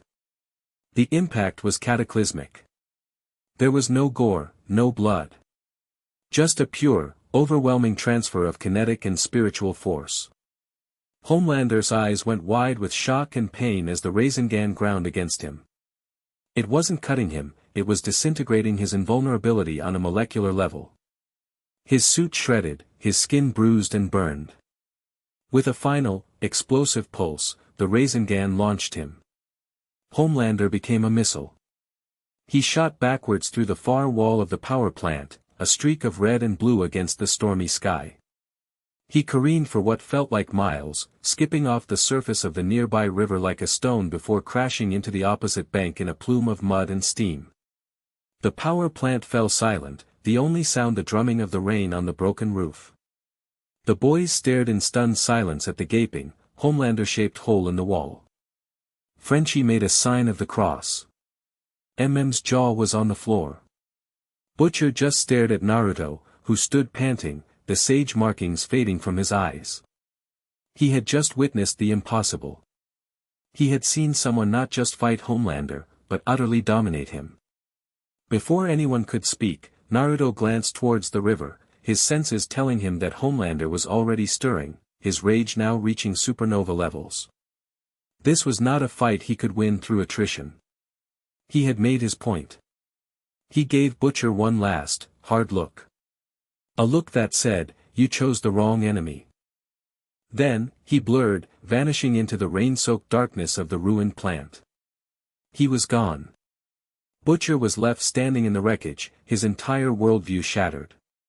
He had come here to hunt a monster, and had instead found the only thing in the world that could kill a god. In a secure Vought R&D facility, Stan Edgar watched a live feed from a microdrone that had been observing the Red Hook power plant. He saw the entire fight. He saw Naruto's impossible speed and skill. He saw the massive Rasengan. He saw Homelander, his billion-dollar investment, his apex predator, beaten, humiliated, and literally thrown away. He showed no emotion. He simply turned to the man standing in the shadows behind him. A young, gaunt man with eyes that glowed with a faint, unsettling purple light. Kevin Wendell. The witness. Vought hadn't captured him. When their team had arrived in Ohio, Kevin had been waiting for them. He had disabled their weapons with a thought, shown them visions that made them weep, and then asked to be taken to their leader. He was not a prisoner. He was an ambassador. Fascinating, Edgar said, his voice a low murmur. Your benefactor was right. This, Naruto, is more than just another soup. Kevin smiled, a chillingly serene expression. My lord sends his regards, he said, his voice a soft, hypnotic whisper. He finds your world appetizing. He stepped forward, his gaze fixed on the screen showing the stormy sky. He recognizes the energy that boy wields. It is an old, faint echo of his enemies. Enemies he devoured eons ago. Kevin turned to face Edgar, his smile widening. My lord is generous. He sees your ambition. He offers you a seat at his table when the harvest comes. All you must do is help him prepare the feast. Stan Edgar, a man who had never believed in anything but profit and power, looked into the eyes of the young man who spoke of devouring worlds and saw an opportunity unlike any other. This was the ultimate hostile takeover. Chapter 5, The Unlikely Alliance. The rain fell in a relentless, gray sheet, washing the filth from the city's streets and mirroring the turmoil in Naruto's mind. He was huddled in the husk of an old subway car, deep in an abandoned tunnel Maeve's map had led him to. The air was thick with the smell of damp earth and decay. He was nursing his right arm, a deep, throbbing ache spreading from his shoulder. The sage art had taken a toll, his still-recovering chakra network groaning under the strain. He had won the battle, but he knew he was losing the war. He was a ghost, flitting from one shadow to the next. Starlight and Maeve were putting themselves at incredible risk to help him. The boys, whoever they were, saw him as just another target. And Homelander. Homelander was now more than a rival. He was an enemy with a wounded ego, the most dangerous creature Naruto could imagine. Running wasn't a strategy. Evading wasn't a victory. He had spent his life building bridges, forging bonds, turning enemies into friends and friends into family. It was how he had won his first war, and his last. He couldn't do this alone. He had to stop fighting on 3 fronts and start building one of his own. He needed allies. Not just informants. Partners. He closed his eyes, extending his senses. He found Maeve's energy signature easily. A smoldering, banked fire of immense power, hidden away in a high-rise apartment on the Upper West Side. Her cage. It was time to rattle the bars. Maggie Shaw, Queen Maeve, stood in front of the floor-to-ceiling windows of her penthouse apartment, a glass of amber liquid in her hand. The view was spectacular, a glittering tapestry of light spread out below her. It had once been a symbol of her success. Now, it just felt like a reminder of how high she was, and how far she had to fall. She was watching the news. A VOT NBS special report was detailing the terrorist attack at the Red Hook power plant. They were spinning it beautifully. Homelander, while investigating a lead, had been ambushed by the rogue Soup Sunfire and a team of his anti-Soup extremist followers.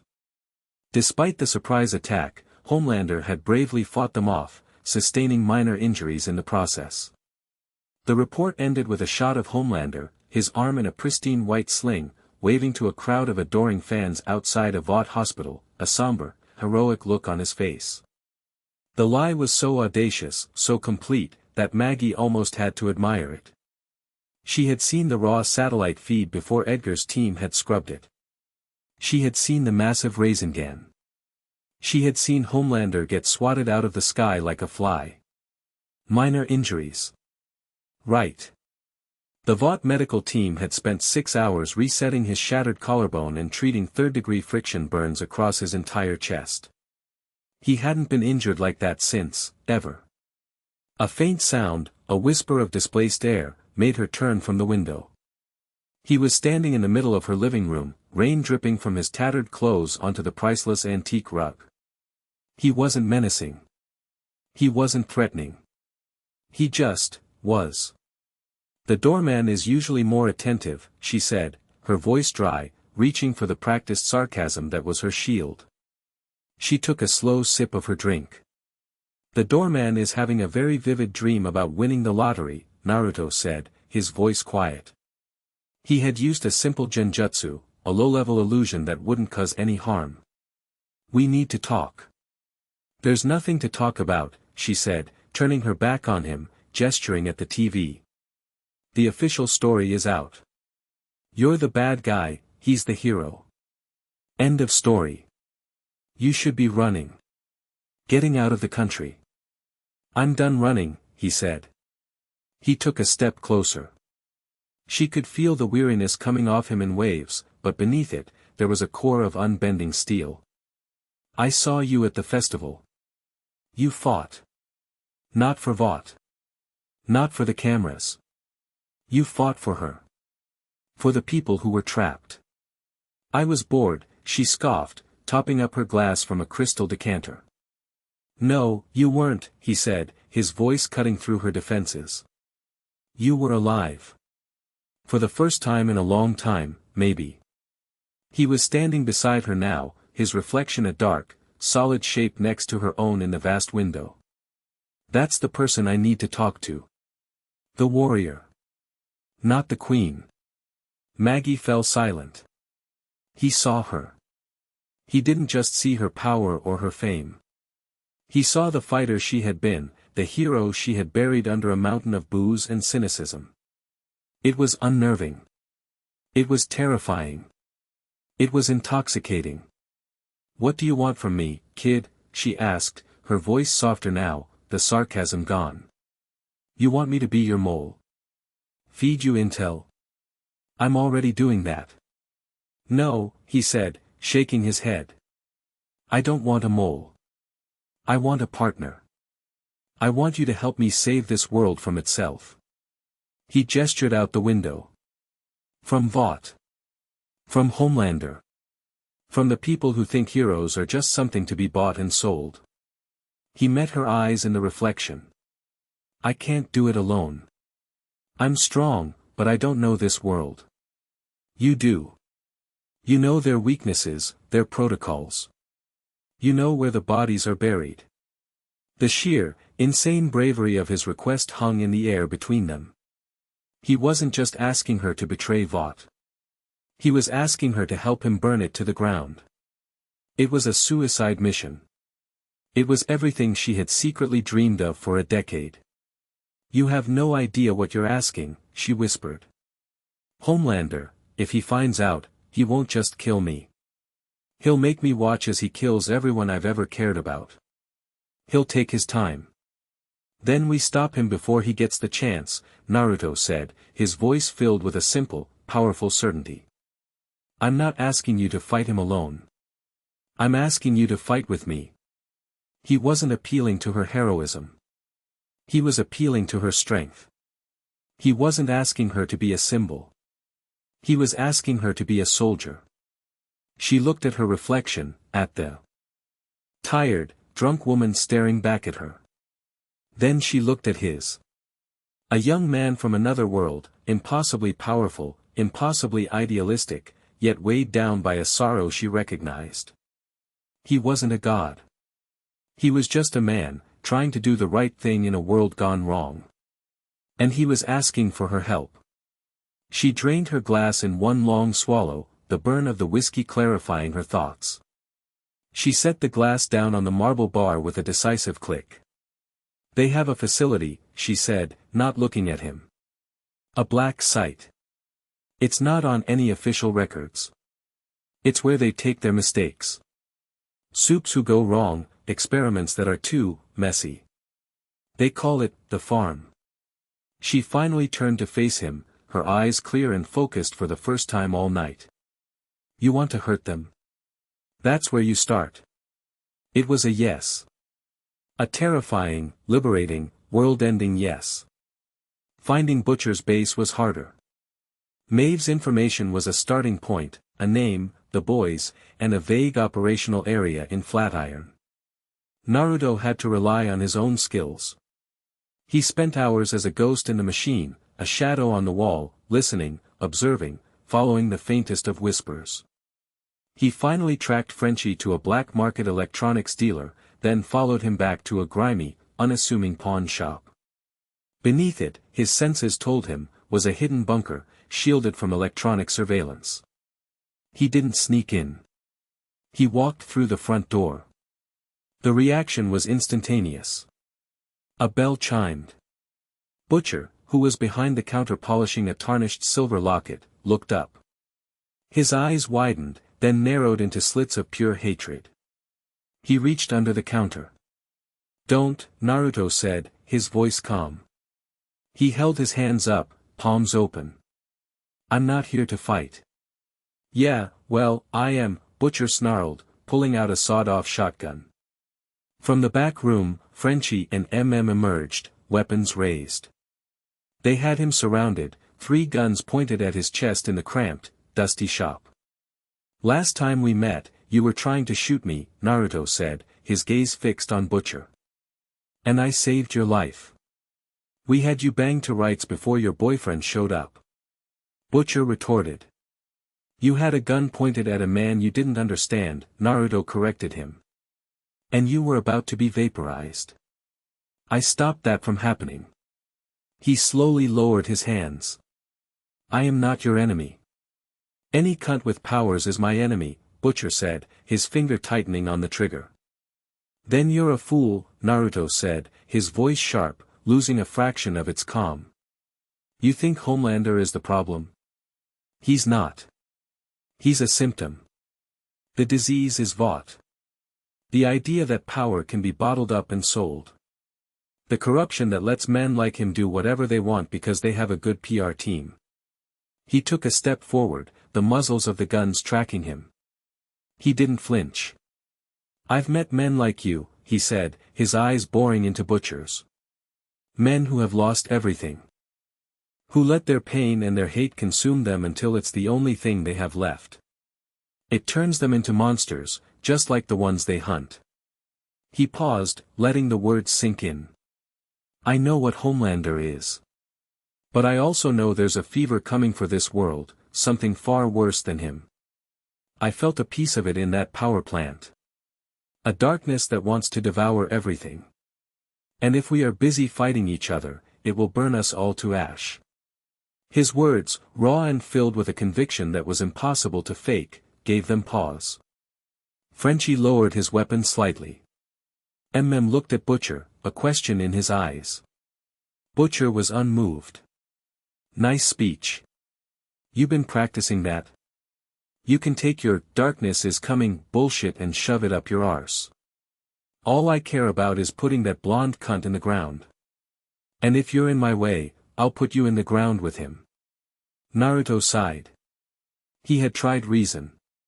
Now, he would try a different approach. He looked directly at Butcher, and for a fleeting second, his eyes bled into the slitted red of the Ninetales.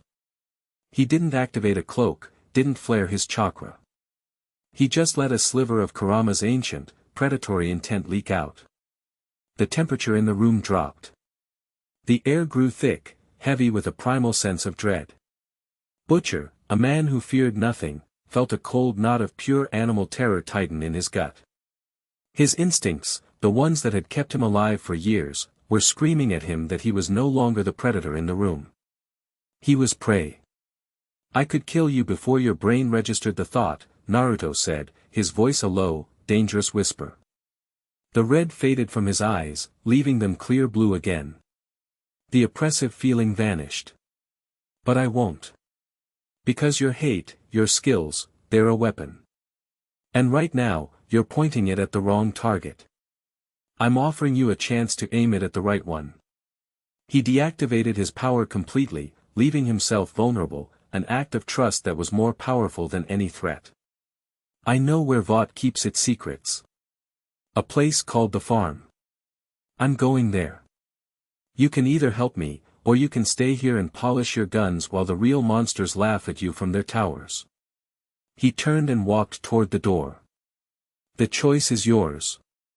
He left them standing in the silence, the weight of his words and the phantom touch of his power hanging in the air. Annie January sat in her sterile, Vought-assigned apartment and watched her life fall apart on television. A news anchor was announcing her suspension from the 7, pending an internal investigation into her unauthorized and reckless actions at the Liberty Festival. They were framing it as a mental health crisis, a young hero cracking under the pressure. Her phone rang. It was her mother. Annie ignored it. It rang again. A text from Ashley. "We need to talk. Your career depends on it." She threw the phone across the room, where it clattered against the wall. She had done the right thing. She had fought back. She had stood with him. And her reward was humiliation, suspension, and the slow, public dismantling of everything she had ever worked for. The disillusionment was complete. The dream was dead. There was a soft knock on her door. Not a vault security knock, which was always 3 sharp raps. This was hesitant, quiet. She opened it to find him standing there. Naruto. He looked exhausted, his clothes were still damp, but he was standing tall. "How did you get up here?" she breathed. "I climbed," he said, as if it were the most normal thing in the world. He saw the television, the fury and despair on her face. "I'm sorry," he said. "This is my fault." "No," she said, shaking her head, a tear tracing a path down her cheek. "It's not. It's mine. Forever believing in them." She finally let the sob escape. I wanted to be a hero. A real one." He stepped inside, his presence filling the cold, empty apartment with a strange warmth. He didn't say, "You are a hero." He didn't offer empty platitudes. He just looked at her with a profound, unwavering understanding. "Then be one," he said softly. He recounted his meetings with Maeve and Butcher, the plan to hit the black site. He wasn't asking her to join. He was simply reporting to a trusted comrade. As she listened, the despair in her heart began to recede, replaced by a slow-burning ember of anger. They wanted to suspend her. To bench her. To turn her into a cautionary tale. Fine. She would show them what a reckless, unstable hero could really do. She went to her closet and pulled out a duffel bag, stuffing a spare Starlight costume inside. It wasn't the pristine, bought-approved version. It was an older model, more practical, less pageantry. Her first real costume. "Wait," she said, her voice catching. She looked up at him. "You're all going dark. How will people know? If we expose this, how do we get the truth out?" He just smiled. "I have an idea." He made a single clone. The clone looked at Annie, then at Naruto, and grinned. "Leave it to me." It shimmered, and in its place stood a perfect replica of a Vought news anchor. The clone then morphed again, becoming a famous anti-Vought political blogger. It cycled through a dozen different faces, male and female, of every race and age. Annie stared, her mind reeling. You can become anyone." "The transformation jutsu," Naruto said with a shrug. "It's a basic skill where I'm from." Annie started to laugh. It was a wild, unhinged, beautiful sound. They weren't just going to fight Vought. They were going to use the corporation's own greatest weapon, the media, against it. She walked over to her television, where the news anchor was still dissecting her career. With a sudden, defiant cry, she balled her fist and punched it, her hand glowing with a soft golden light. The screen shattered, silencing the corporate lies. She turned to Naruto, her eyes shining with tears and a fierce, newfound purpose. "Okay," she said, her voice clear and strong. "Let's go raise some hell." Their new hideout was a damp, cavernous space in the sewer system, but it was defensible and hidden. Maeve had arrived first, dressed in dark, practical combat gear, her Queen Maeve armor left behind. She brought tactical schematics and a grim determination. Butcher, Frenchie, and arrived next, their faces a mixture of suspicion and grudging respect. They brought a van full of weapons and surveillance gear. Finally, Naruto arrived with Annie, who had her own duffel bag slung over her shoulder, her face set with a defiant resolve. The three of them, Naruto, Maeve, and Annie, stood together for a moment, an unlikely trinity of the fugitive, the fallen, and the defiant. They were the heart of this rebellion. In the quiet moments before the planning began, while Butcher and Frenchie were setting up their equipment, Naruto found Maeve staring at a deep, jagged scar on her forearm, a memento from an old battle she'd long since stopped thinking about. He knelt beside her. "Does it still hurt?" he asked. "It's old," she said dismissively. He placed his hand over the scar. A soft, green light emanated from his palm, warm and gentle. It wasn't the explosive power of the Rasengan or the feral energy of Kurama. It was medical ninjutsu. Pure, life-giving chakra. Maeve flinched, but didn't pull away. She watched, mesmerized, as the warmth seeped into her skin. The deep, phantom ache she had lived with for years began to fade.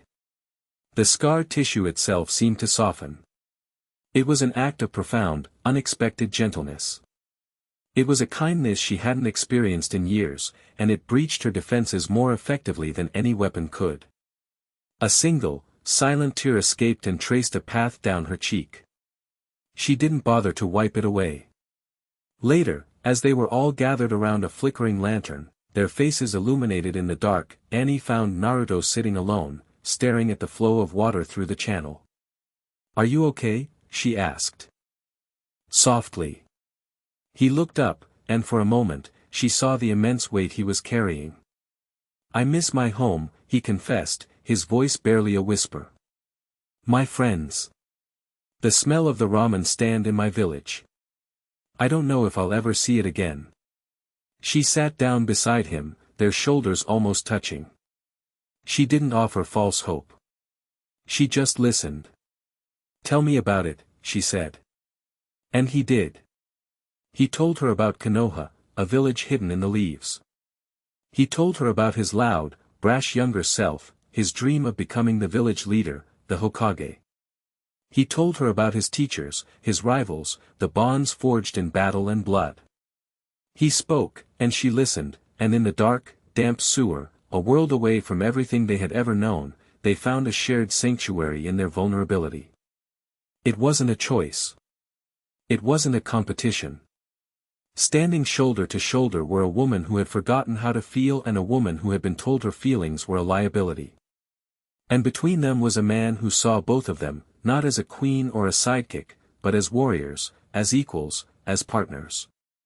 In the heart of the darkness, a new, strange, and powerful kind of family was being born. In the Vought R&D facility, now codenamed the Chancel, Stan Edgar watched the final report from the team that had analyzed the energy from the Ohio incident. "It's not just an energy source," the lead scientist, a woman named Dr. Eris Thorne, explained, her voice trembling with excitement. "It's symbiotic. Parasitic. It rewrites the host's biology on a quantum level. It doesn't just activate the V gene, it transforms it into something new. Something alien." On the screen behind her were two genetic models. One was the double helix of a standard compound V soup. The other was the sample from Kevin. It was a triple helix, shimmering with a dark, impossible light, constantly shifting and reconfiguring itself. "We've been trying to synthesize a new, stable variant of compound V from it," Dr. Thorne continued. "A version we can control. We're calling it Project Chimera." Edgar stared at the triple helix. This was the future.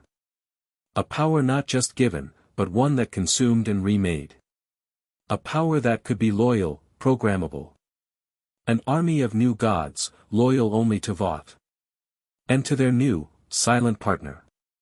He felt a thrill that transcended profit. It was the thrill of absolute power.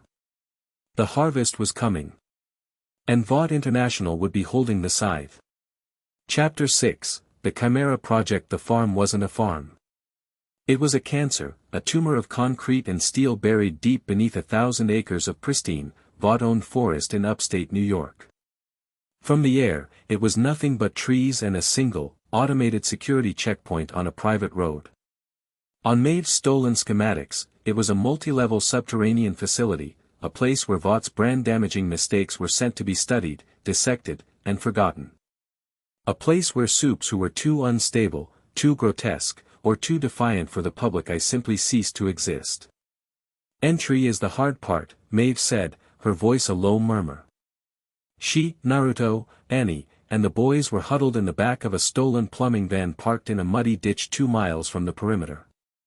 The air was thick with the smell of mildew and nervous sweat. A laptop on Frenchie's knees displayed a live satellite feed of the area. The entire perimeter is seeded with seismic sensors and thermal imagers, Maeve continued, tracing a line on a paper map. The main entrance has a genetic scanner. My biometrics are still in the system, but they'll be flagged the second I use them. We'd have 5 minutes, max, before their internal response team is all over us. Butcher grunted, checking the action on a custom-built rifle that looked like it could stop a charging rhino. So we go in loud. A little bit of the old smash and grab. No, Naruto said, his voice cutting through the tension. Loud means they have time to scrub the evidence. Destroy the labs. We go in. Quiet. We get what we came for, and then we get out. All eyes turn to him. In the past 48 hours, a subtle but undeniable shift in leadership had occurred. Butcher was still the snarling attack dog, but Naruto was the strategist. His calm, decisive nature was the steel spine holding their fragile alliance together. Maeve, he said, your biometrics get us through the front door. But you won't be the one to use them. He looked at Frenchie. The genetic scanner. Is it optical or does it require a blood sample? Frenchie's eyes lit up. It is optical. A laser scans the subdermal layer of the hand. Why? Naruto didn't answer. He turned to Maeve. I need a few strands of your hair. Confused, she plucked a few long, dark strands and handed them to him. He then made a single shadow clone. The clone took the hairs, examined them, and then began to morph. Its features softened, its body reshaping itself. In less than 10 seconds, a perfect, naked replica of Queen Maeve stood before them in the cramped van. Choked on his coffee. Frenchie gasped, "C'est magnifique." Butcher just stared, his usual sneer replaced by a look of profound, grudging disbelief. You are a fucking creepy bastard. The Maeve clone gave him a wry smile, a perfect imitation of the real one. Takes one to know one. Naruto tossed the clone a spare Vought security uniform they had procured. The clone gets us through the door. It will buy us time. While it's creating a diversion on the upper levels, we go in through the back. There is no back, Maeve said, pointing at the schematics. It's a sealed box. Then we'll make one, Naruto replied. He looked at Annie. The facility runs on its own geothermal power plant, here. He tapped a location a half-mile from the main complex. If you can cause a power surge, a big one, they'll have to switch to their backup generators. For about 30 seconds, their external sensor grid will be down. That's our window. The plan was audacious, complex, and relied on split-second timing. It was a classic shinobi infiltration. Annie nodded, her face grim. I can do it. I can feel the power lines humming under the ground. I can pull a lot of juice. Good, Naruto said. He then turned to Butcher. While the grid is down, I'll get us through the outer wall. Your team handles their internal security systems. Disable the cameras, lock down their response team in their barracks. Can you do that? Butcher looked at Frenchie, who gave a confident nod. Give me 30 seconds in their server room, and I will make them blind, deaf, and dumb. All right, Butcher grunted, a flicker of vicious excitement in his eyes. He hated to admit it, but he loved a good, impossible plan. Let's go give the cunts a poke in the eye. The forest was silent, the only sound the gentle dripping of rain from the leaves. Annie stood over a small, metal maintenance grate, her eyes closed, her hands glowing with a soft, golden light. She could feel it, a river of raw, geothermal energy flowing through massive cables 100 feet below. She took a deep breath, and pulled. The lights in the distant guardhouse flickered and died. A low hum from the ground ceased. 30 seconds. Half a mile away, pressed against the 10-foot-thick reinforced concrete wall of the facility's lowest level, Naruto acted. He didn't use a massive, explosive Rasengan. He used precision. He placed his palm against the wall, channeling his chakra into a fine, sharp blade. Not wind, but pure energy.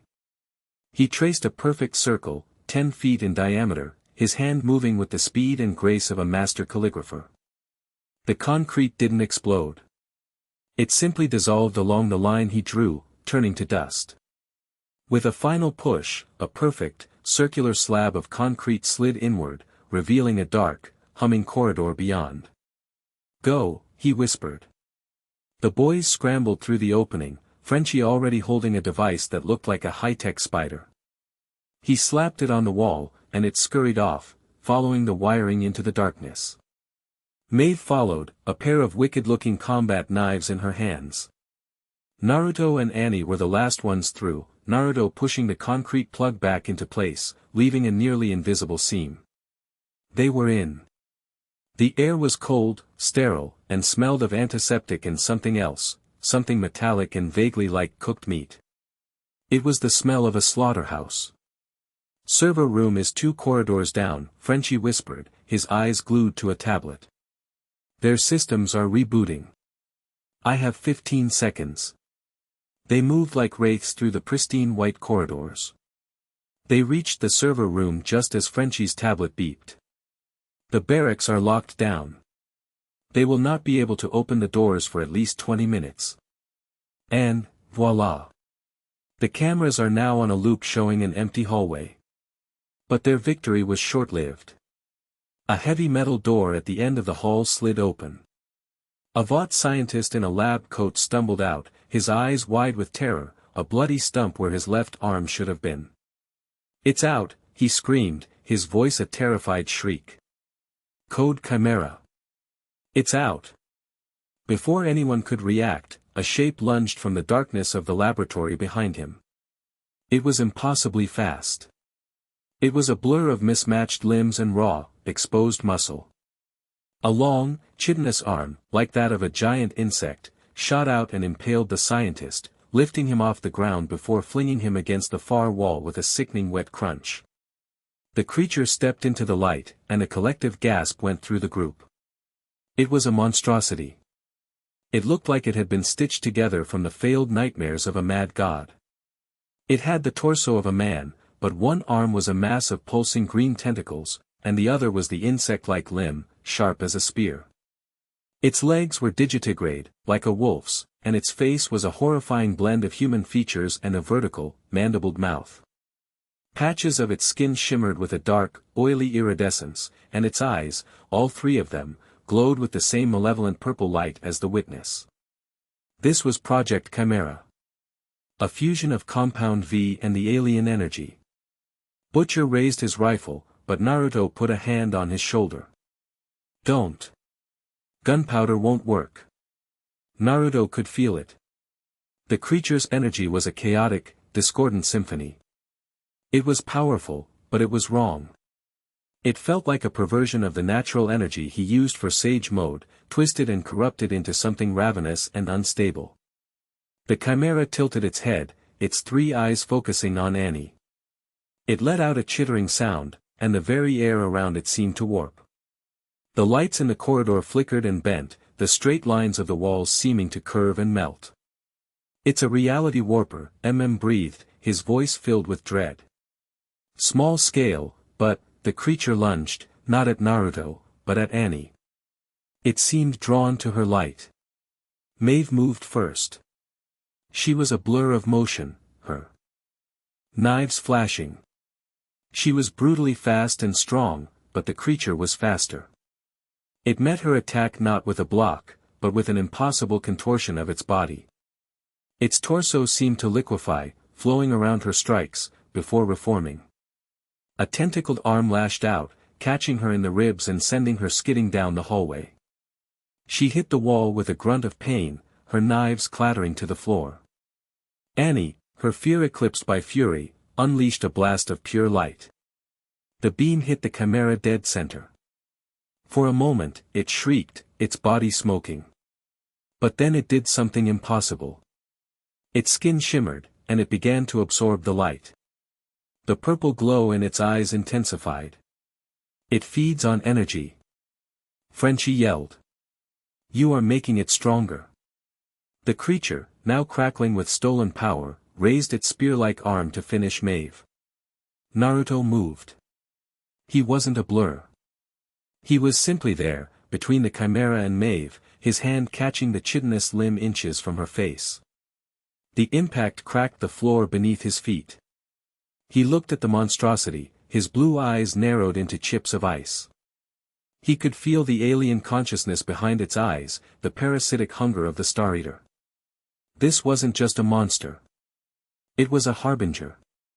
He didn't try to overpower it.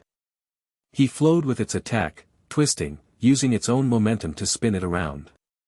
He slammed his palm into its back, not with a Rasengan, but with a focused pulse of his own pure chakra. It was like injecting a clean, orderly frequency into a chaotic one. The chimera shrieked, a sound of static and rage, and stumbled back. It had been hurt. Naruto's chakra was anathema to its corrupted form. Get the data.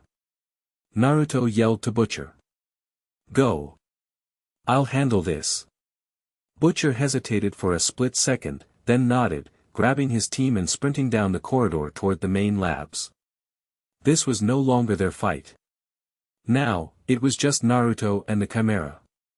The creature seemed to recognize him as the primary threat. It ignored the fleeing humans and focused its full attention on him. The reality warping effect intensified.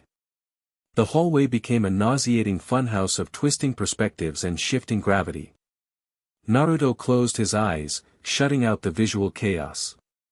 He extended his senses, feeling the flow of energy, the real, solid being beneath the illusion.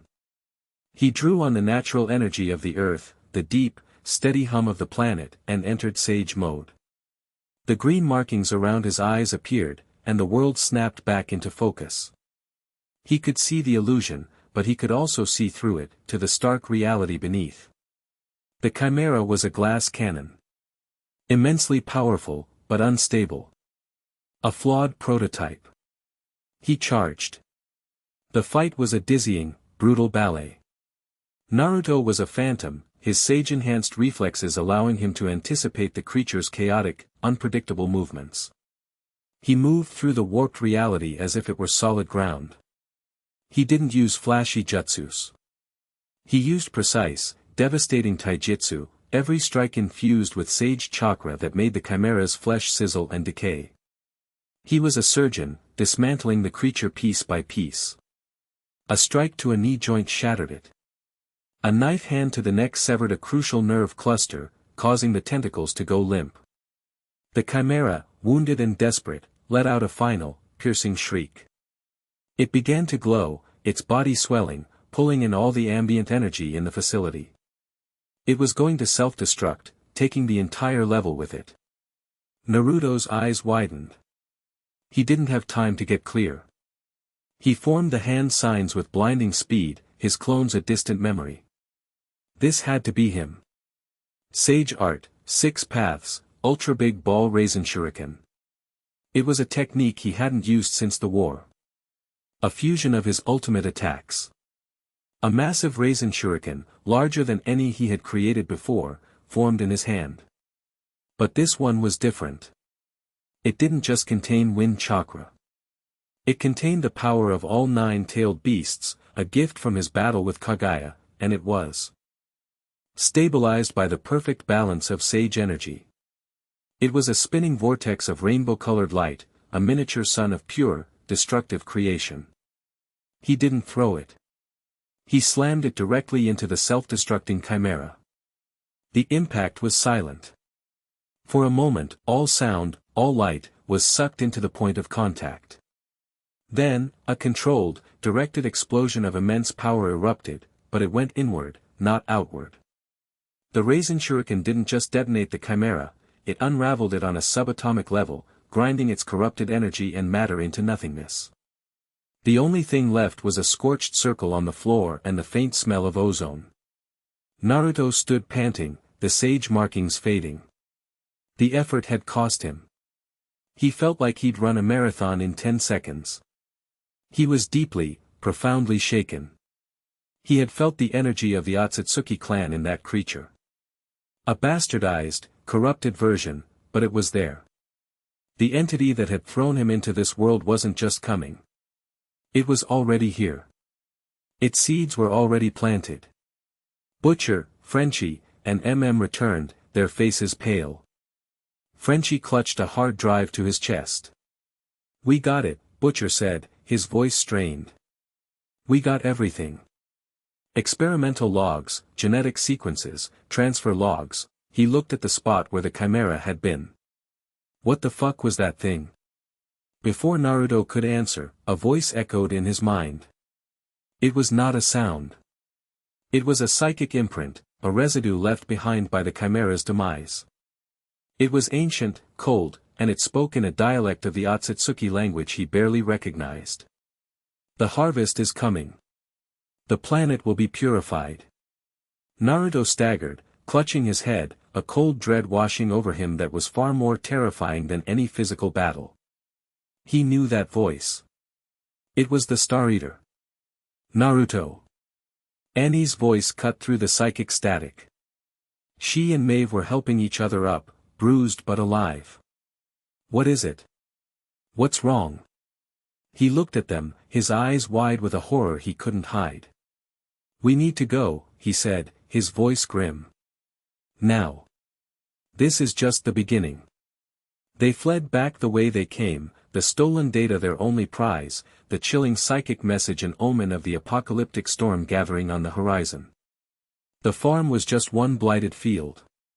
The Star Eater intended to harvest the whole world. Chapter 7, The Siege of the Damned. The blowback was not just immediate, it was total. Stan Edgar didn't just have a contingency plan, he had a scorched earth protocol. The data from the stolen hard drive was encrypted with a quantum key that Frenchie, for all his genius, couldn't crack. But it didn't matter. Before they could even try, Edgar detonated his own bomb. He held a press conference. With a face carved from solemn regret, he announced that a Vought research facility had been brutally attacked. He played the security footage. Not the real footage, of course. The version that his army of digital artists had spent 12 frantic hours creating. The world watched in horror as a grainy, flickering video showed Naruto, his eyes glowing a feral red, leading Maeve, Starlight, and a team of masked paramilitaries, the boys, now with digitally added Liberation Sword logos on their gear, in a savage assault. They saw Naruto seemingly murder a scientist in cold blood. They saw Maeve and Starlight gunning down Vought security guards who were trying to surrender. The masterpiece of the fabrication was the finale. It showed Naruto placing a device that caused the catastrophic explosion, wiping out the entire facility and the hundreds of dedicated researchers within. It was a perfect lie, woven with just enough truth to be unbreakable. They had been there. There had been an explosion. The rest was just context, and Stan Edgar was the master of context. Naruto's team was no longer a group of rogue soups. They were the most wanted mass-murdering terrorists in the world. The public, whipped into a frenzy of fear and outrage, demanded justice. And Stan Edgar was more than happy to provide it. Homelander, his reputation not just restored but elevated to that of a tragic, avenging angel, was publicly unleashed. His orders were simple and broadcast for all the world to hear: bring them in. By any means necessary. The unspoken part, the part Homelander heard with gleeful clarity, was, there will be no prisoners. The old subway station was a tomb. The air was cold, the silence broken only by the drip of water and the frantic clicking of Frenchie's keyboard. The weight of the world's condemnation pressed down on them, a physical force more suffocating than the tons of earth and concrete above. It is a lie. Frenchie swore, slamming his fist on the console. This encryption, it is not just to protect data. It is a trap. A digital poison pill. I try to break it, and it sends a signal. They know we have it. They wanted us to have it. It was never about the data, Maeve said, her voice hollow. She was pacing the platform like a caged tiger, her face a mask of cold fury. It was about framing us. Giving Homelander a blank check. Butcher was cleaning his rifle, his movements sharp and angry. So, what's the play? We can't stay here. They'll be coming. Where do we go? MM's voice was heavy with exhaustion. We're terrorists. There's not a hole deep enough to hide in now. Amid the despair, Naruto was an island of calm. He was sitting in a meditative posture, his eyes closed. He wasn't panicking. He was preparing. He was extending his senses, feeling the energy of the city, listening for the approaching storm. Annie sat near him, her back against a cold tile wall, her Starlight costume on, her face pale but resolute. She had made her choice. There was no going back. They're coming, Naruto said, his eyes snapping open. His voice was quiet, but it cut through the room like a blade. Not just a search party. All of them. He could feel it. A convergence of immense power signatures, moving with purpose across the city, all aimed at their location. Homelander was a blazing sun of arrogant rage. A-Train was a frantic, drug-fueled comet. Black Noir was a silent, black hole of deadly intent. And with them were two others. The Deep, useless on land but still a body. And a new signature, a bright, cold, unfamiliar power. Starlight's replacement. The Seven were coming to lay siege. This is it, then, Butcher said, a grim, almost gleeful light in his eyes. He chambered around. A proper fucking tear-up. This isn't a fight we can win, Butcher, Maeve said grimly. It's the Seven. All of them. We're not trying to win, Naruto said, getting to his feet. He looked around at his small, haggard band of rebels. We're trying to survive. We split them up. We use the terrain. This is our ground. We make them bleed for every inch. He turned to Maeve. Noir is yours.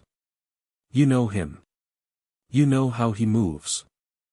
Maeve's jaw tightened. She nodded, her knuckles white. This was the fight she had been running from for years. Annie, Naruto continued, his voice softer but no less intense. A-Train. He's faster than you, but you're more powerful. Don't chase him. Make him come to you. Use the tight corridors. His speed is useless if he can't maneuver. Annie took a deep breath and nodded, her hands beginning to glow with a determined golden light. Butcher, Frenchie, he said to the boys. The new one and the Deep. They're the weak links. Distract them. Hurt them. Use every dirty trick you have.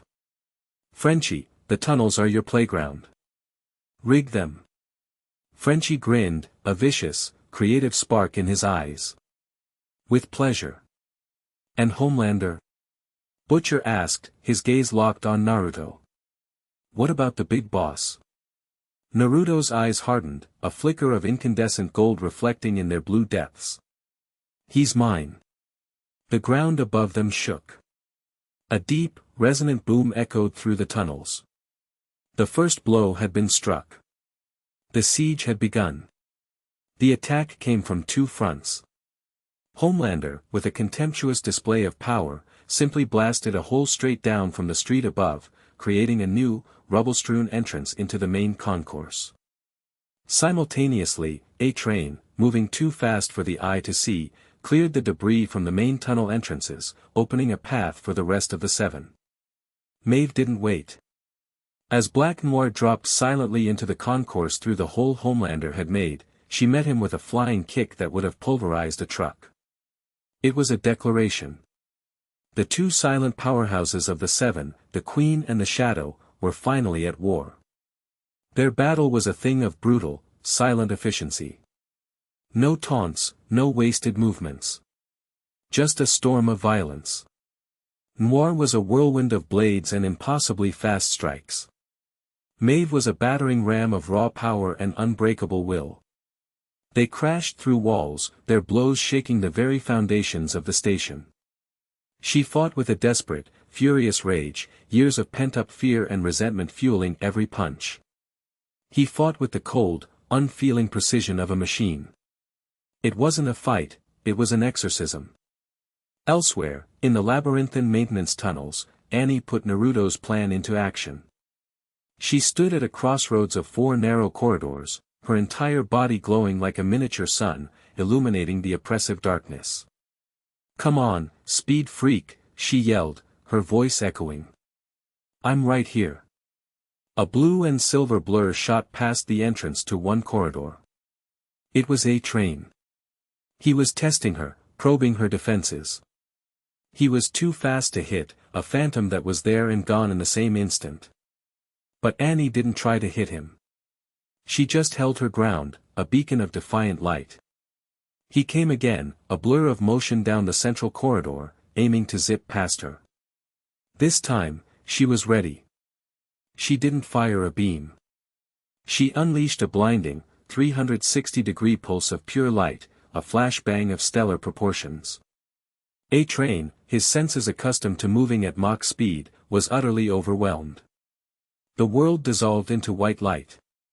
He cried out, stumbling, his incredible speed useless as he crashed into a wall. He was disoriented for only a second, but a second was all Annie needed. She didn't hit him with light. She hit him with force. A concussive blast of photons, focused into a battering ram, slammed into him, crushing him against the concrete. He slumped to the ground, groaning, his leg bent at an unnatural angle. One down. Meanwhile, the boys were engaged in their own brand of guerrilla warfare.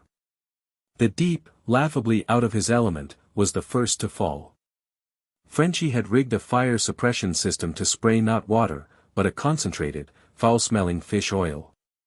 The Deep, overwhelmed by the stench and slipping on the slick floor, was easy prey for who brought him down with a taser and a sleeper hold. The new hero, Starlight's replacement, was a different problem. Her name was Stormchaser, and she could manipulate air currents, creating miniature tornadoes and concussive blasts of wind. She cornered Butcher in a decrepit locker room, pinning him behind a row of rusted metal. "It's over, you terrorist scumbag," she shrieked, her face a mask of righteous fury. She was young, arrogant, and drunk on her own power. "Yeah, love, you're probably right," Butcher said, peeking over his cover. Then he grinned. "Oi, Frenchie, now." From a grate in the ceiling, a thick, greenish gas began to pour into the room. "What's that?" Stormchaser sneered. "Poison gas. I'll just blow it away." "It ain't poison, you daft bitch," Butcher yelled as he pulled a gas mask over his face. "It's a highly concentrated, flammable methane. And you're a human spark." Stormchaser's eyes widened in horror. She tried to stop the inflow of air, but it was too late. Frenchie, from a safe distance, clicked a detonator. A single spark ignited the gas-filled room. The resulting explosion was a contained, brutal thwomp that blew the door off its hinges and sent a scorched and unconscious Stormchaser flying out into the corridor. 2 down. This left the main event. Naruto stood in the center of the grand, decaying concourse, the rubble from Homelander's entrance scattered around him. He was calm, his chakra a deep, steady ocean. He could feel Maeve and Noir's brutal ballet in the tunnels below, the flashes of Annie's power, the chaotic energy of the boys' traps. His plan was working. His friends were holding the line. Homelander descended through the hole he had made, landing softly, his eyes glowing a malevolent, furious red. The sling was gone. The PR-friendly facade was gone. This was not the corporate mascot. This was the monster unleashed. "Just you and me now," Homelander whispered, his voice dangerously soft. "No tricks. No cameras. No grand speeches. I'm not going to beat you. I'm going to take you apart, piece by piece." Naruto didn't reply. He just let Kurama's chakra flow. It wasn't the unstable, one-tailed cloak from the festival. This was a controlled, perfect fusion. A brilliant, golden aura erupted around him, forming a flowing coat of pure energy. His eyes shifted to a cross-slit pattern of sage and fox. He had entered Kurama chakra mode. He was a figure of blazing, golden light, a sun born in the darkness of the earth. "Pretty light show," Homelander sneered, and he charged. Their collision was an apocalypse. The shockwave ripped through the station, shattering the remaining tilework and blowing out the lights in the entire sector. It was a battle of gods in a forgotten tomb. Homelander was raw, unrestrained power, his punches breaking the sound barrier, his heat vision slicing through support columns as if they were paper. Naruto was controlled, focused force. He met Homelander's rage not with equal rage, but with superior skill and a power that was just as vast, but infinitely more refined. He used chakra arms, golden appendages of pure energy, to block, parry, and strike. He deflected a blast of heat vision with one arm while another delivered a rib-cracking blow to Homelander's side. He was fighting with the creativity and unpredictability of a master, while Homelander was just a brute, swinging a sledgehammer. "Stand still!" Homelander roared, frustrated, unable to land a clean hit. "Tailed beast bomb," Naruto said, his voice a low, rumbling chorus with Kurama's. A sphere of dense, black and purple chakra, a perfect 1-to-5 ratio, formed in front of his mouth. It wasn't a massive, city-destroying one. It was small, compressed, no bigger than a baseball. A tool of precision. He fired it. Homelander, seeing the terrifying energy, crossed his arms to block it. The tiny sphere hit his forearms and detonated. The explosion was immense, a focused blast that sent him careening backwards through 3 solid concrete walls, leaving a tunnel of destruction in his wake. He emerged from the dust, his suit shredded, his arms burned and bleeding. He was screaming, a sound of pure, narcissistic fury. He had never been this wounded, this humiliated. Naruto didn't press the attack. He was looking up, at the hole in the ceiling. He saw the news helicopters now swarming the area, their cameras all pointed down at the battle. Edgar had made sure the world would see this. He had made sure they would see Homelander put down the terrorist leader. "It's time to end this," Naruto thought. He formed a raisin shuriken in his hand, the shriek of the wind blade a terrifying promise. He launched himself at Homelander. But Homelander, seeing the news cameras, saw his own opportunity. He didn't meet the attack. He dodged, letting Naruto's momentum carry him past. And as Naruto flew by, Homelander turned and fired a full-power blast of heat vision, not at Naruto, but at the last remaining primary support column holding up the street above. The massive column glowed, then buckled. The street, with its cars, lampposts, and infrastructure, began to groan and collapse inward. He was going to bring the whole block down on top of them, sacrificing his own victory to ensure Naruto was buried under 1,000,000 tons of rubble. It was a spiteful, desperate, horrific act. Naruto's eyes widened in horror. He didn't have time to stop it. He had to choose. Kill Homelander, or save everyone.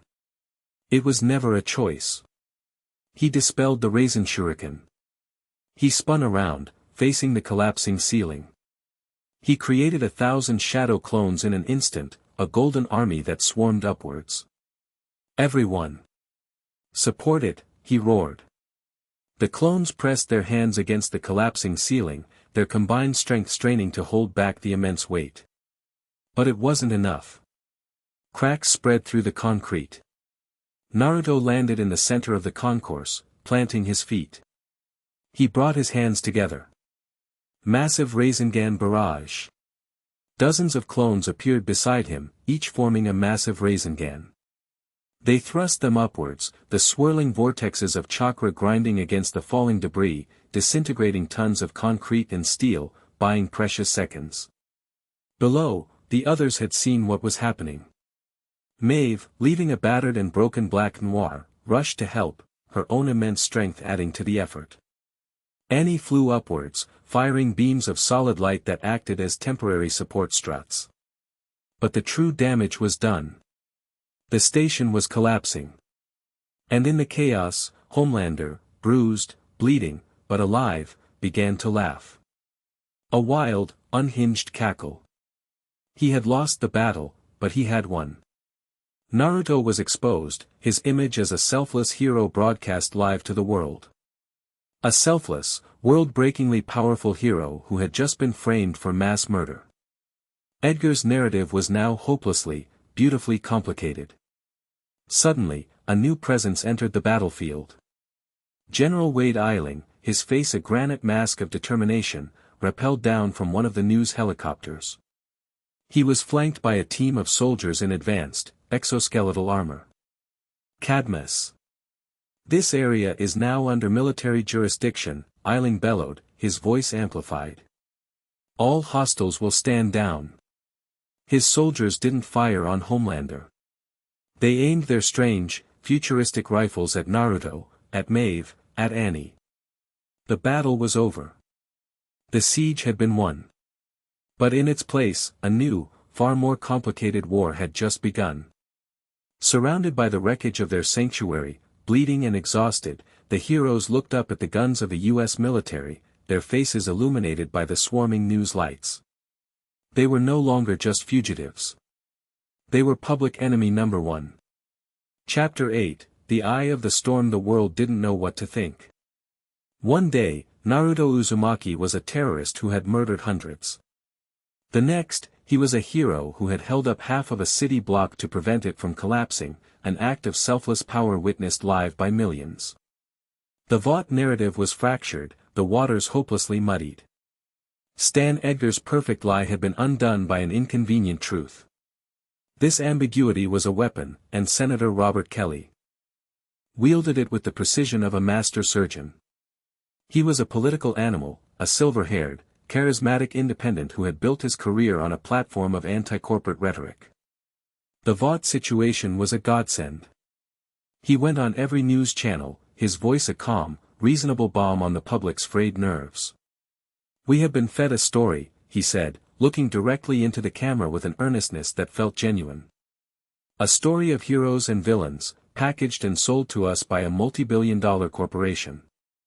But what we saw under the streets of New York was something else. Not a simple fight, but a war between gods, with our lives and our city as the battlefield." He didn't defend Naruto. He didn't condemn Homelander. He condemned the chaos. He proposed a solution, the Soup Registration and Response Act. All powered individuals operating on U.S. soil would be required to register with the government, submit to power-level analysis, and be subject to federal oversight. It was a reasonable, logical, and terrifying proposition. To enforce it, he announced the formation of a new, cutting-edge task force, operating under the Department of Defense. It was called Cadmus. Its leader was General Wade Eiling, a man known for his ruthless efficiency and his deep-seated distrust of the soup community. Their mandate was simple: neutralize any and all unregistered powered threats. Their first, and most public, target was Naruto's team. The public, desperate for a sense of control, largely supported it. The age of corporate heroes was ending. The age of government-leashed power was beginning. Grace Mallory's safe house was a forgotten relic of the Cold War, a decommissioned lighthouse on a rocky, windswept island off the coast of Maine. The nearest town was a 30-minute boat ride away. It was isolated, defensible, and brutally cold. For a week, it had been their sanctuary, a place to lick their wounds and watch the world spin out of control. The atmosphere was thick with a strange, suspended tension. The battle was over, but the war had entered a phase of silent, unseen dread. They had survived, but they were more trapped than ever, marooned on a rock, waiting for the next storm to hit. This quiet, this enforced stillness, was a crucible. Without a battle to fight, they were forced to confront the wreckage within themselves. Maeve spent most of her time on the narrow balcony at the top of the lighthouse, staring out at the turbulent grey sea, a bottle of whiskey her only companion. She had won. She had faced Black Noir and broken him, leaving him a crumpled, twitching heap in the subway tunnel. But the victory felt hollow. She had exorcised one demon only to find a legion waiting for her. The fight had woken something up in her, a hunger for the fray, but here, in the quiet, all it did was make her restless and angry. Butcher was worse. He was a caged animal, pacing the confines of the small island, his rage a palpable, vibrating force. He had seen Naruto's power firsthand. He had seen a god bleed. And now, he was stuck on a rock, useless. He saw Naruto not as a savior, but as a rival alpha, his presence a constant, grating reminder of his own powerlessness in this new, escalated war. He and Naruto circled each other warily, their conversations clipped and laced with a barely veiled animosity.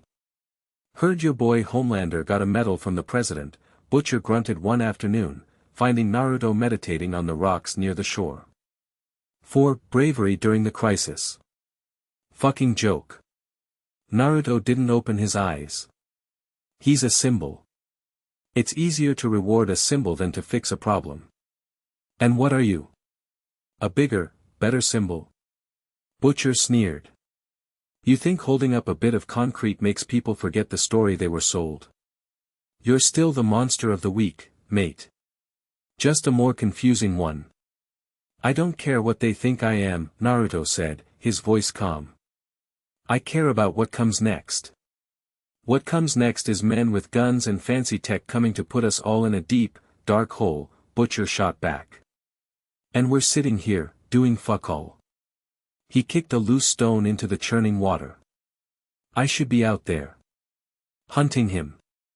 "And you would die," Naruto said, finally opening his eyes.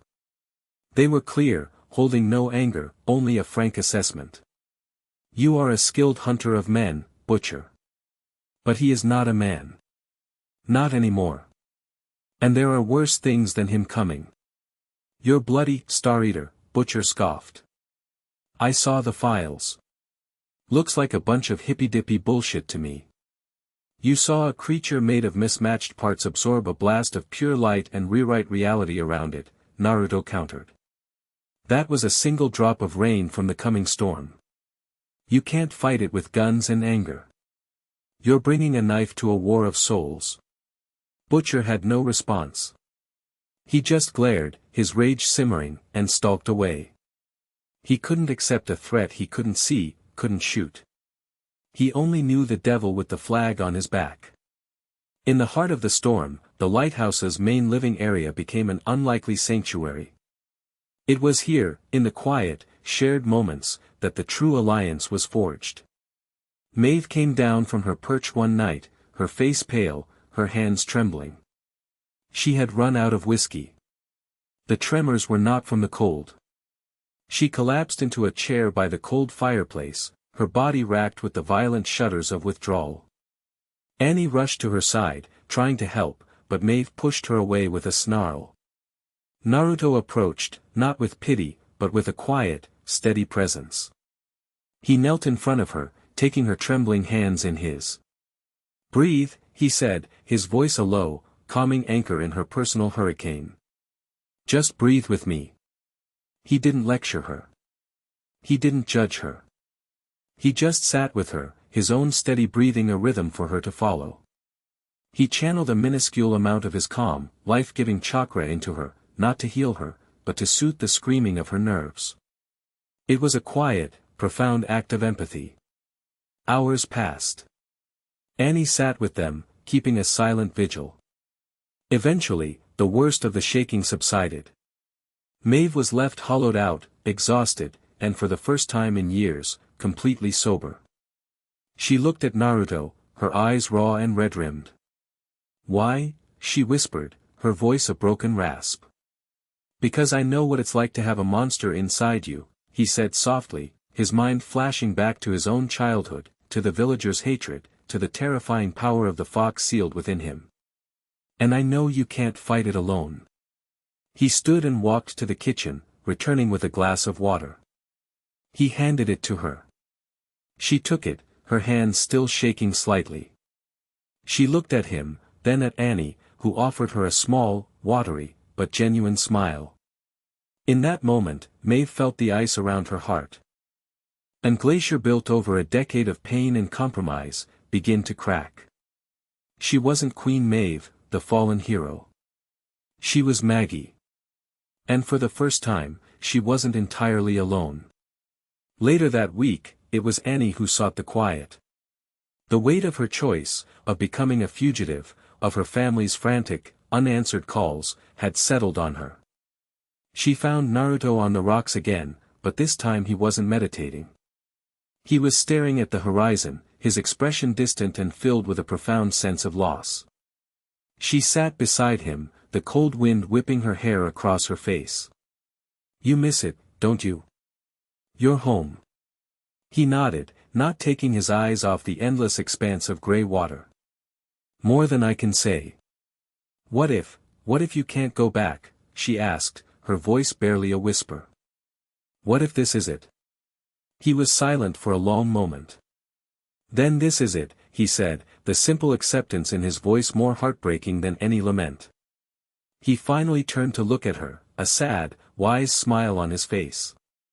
A shinobi learns to adapt to any environment. To find a new home, a new purpose. A new family. His gaze was so direct, so full of a shared understanding of being lost and adrift, that it made her heart ache.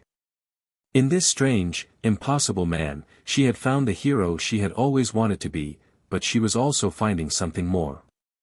A partner. A kindred spirit. She leaned her head against his shoulder, a simple, instinctive gesture. He didn't tense up. He just let her, a quiet acceptance of the comfort she was offering, and receiving. They sat there for a long time, two lost souls from different worlds, watching the waves crash against the shore, finding a fragile peace in the eye of the storm. Maeve watched them from the lighthouse balcony, sober and clear-headed. A pang of something, jealousy, loneliness, shot through her. But it was quickly replaced by a different, warmer feeling. It was gratitude. These two kids, with their impossible idealism and their quiet strength, had saved her. She had thought she was joining a suicide mission, but she had stumbled into a family. Her family. Scarred, broken, and hunted, but hers. She raised her glass of water in a silent toast to the sunrise, a promise to herself that she would fight for them, for this, with everything she had left. In a darkened room, miles away from the cold Maine coast, Homelander stared at his reflection in a two-way mirror. His arm was fine. His chest was healed. But he kept touching the spot where the Rasengan had hit, a phantom ache that his healing factor couldn't erase. He had been wounded. He had been thrown. He had been made to look weak. And then, the world had seen Naruto hold up a collapsing street. They hadn't just seen power. They had seen sacrifice. They had seen love. And they had responded to it. Even with Vaught's spin, there were people, millions of them, who now saw Naruto as a true hero.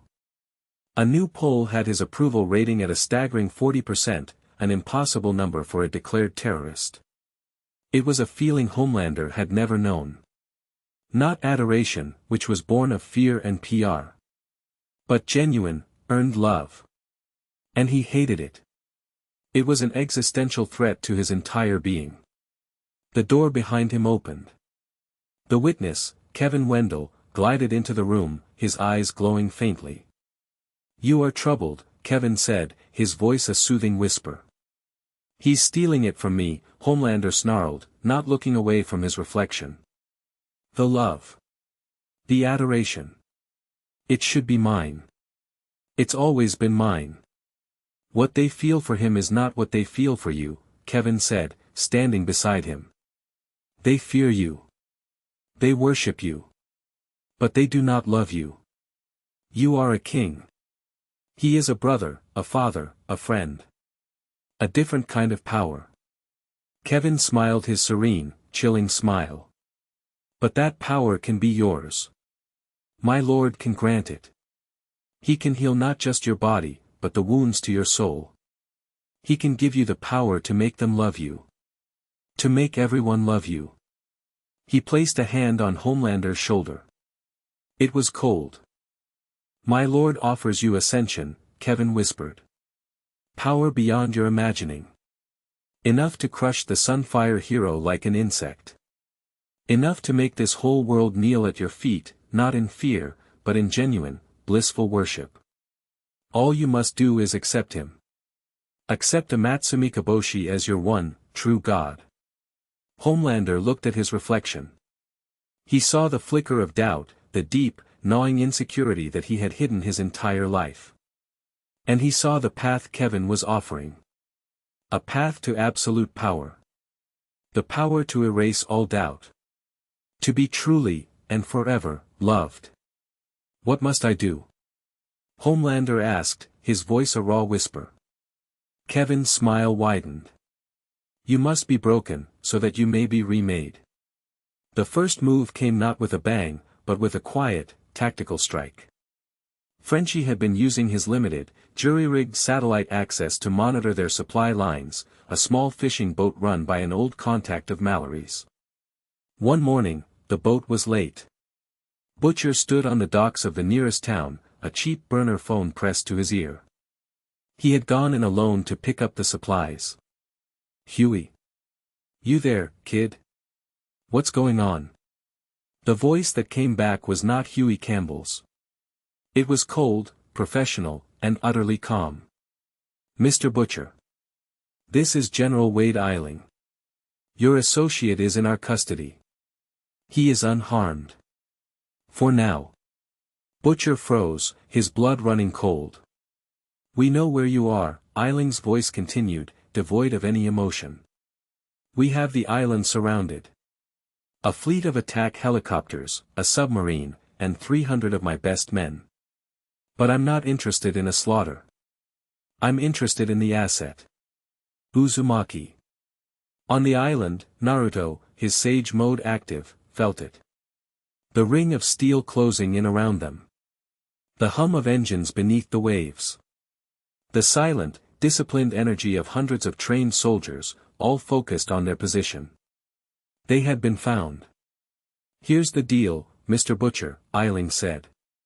You turn over Uzumaki.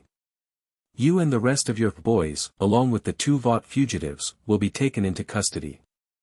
You'll face trial, but you'll be alive. Refuse, and we will sterilize that island from the face of the earth. You have 1 hour. The line went dead. Butcher stood on the docks, the phone in his hand, trapped. He had been played. Cadmus hadn't come for them with guns blazing. They had used tactics. They had cut them off, taken a hostage, and presented them with an impossible choice. On the island, Naruto, Maeve, and Annie stood on the balcony of the lighthouse, watching as the first of the sleek, black Cadmus helicopters rose over the horizon, a harbinger of the impossibly professional, government-sanctioned storm that was about to break. Far above them all, in the cold, unforgiving void of space, the anomaly known as Amatsu Mikaboshi swam through the darkness. It was no longer a vague ripple. Advanced telescopes, the ones powerful enough to see beyond the veil of normal light, could now detect it. A patch of sky where the stars were gone. A hole in the universe. A roiling, chilling mass of pure chaos and hunger. It had arrived in the system. The Black Sun was rising. Chapter 9, The Black Sun Reality Bleeds, Amatsu Mikaboshi's arrival begins to warp reality. The sky flickers with alien constellations. People experience shared nightmares. The laws of physics begin to fray. The Cadmus attack on Naruto's team is interrupted as their own tech goes haywire. The new god, a healed and ascended Homelander appears. His eyes glow with black energy. He is no longer just a soup, he is a vessel, a high priest for the cosmic entity. He effortlessly dismantles the Cadmus forces, his power magnified to a terrifying degree. He is no longer driven by narcissism, but by a cold, nihilistic purpose. He offers Naruto a final chance to kneel. The world's end, the fight between Naruto and the Ascended Homelander is a world-breaking event. But Naruto realizes Homelander is just a puppet. The true enemy reveals itself, projecting its consciousness across the globe. Amatsumi Kaboshi speaks to everyone at once, declaring this world's harvest has begun. It begins to literally pull Naruto's old dimension into this one, causing landmarks from Konoha to appear like ghosts in the sky over New York. The ultimate choice, the entity offers Naruto a deal.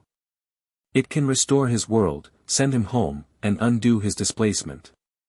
All he has to do is let it consume this flawed, cynical reality. He sees flashes of his friends, Kakashi, Sakura, Irika. For a moment, he is tempted. He looks at Annie and Maggie, fighting desperately beside him against waves of reality-warping energy.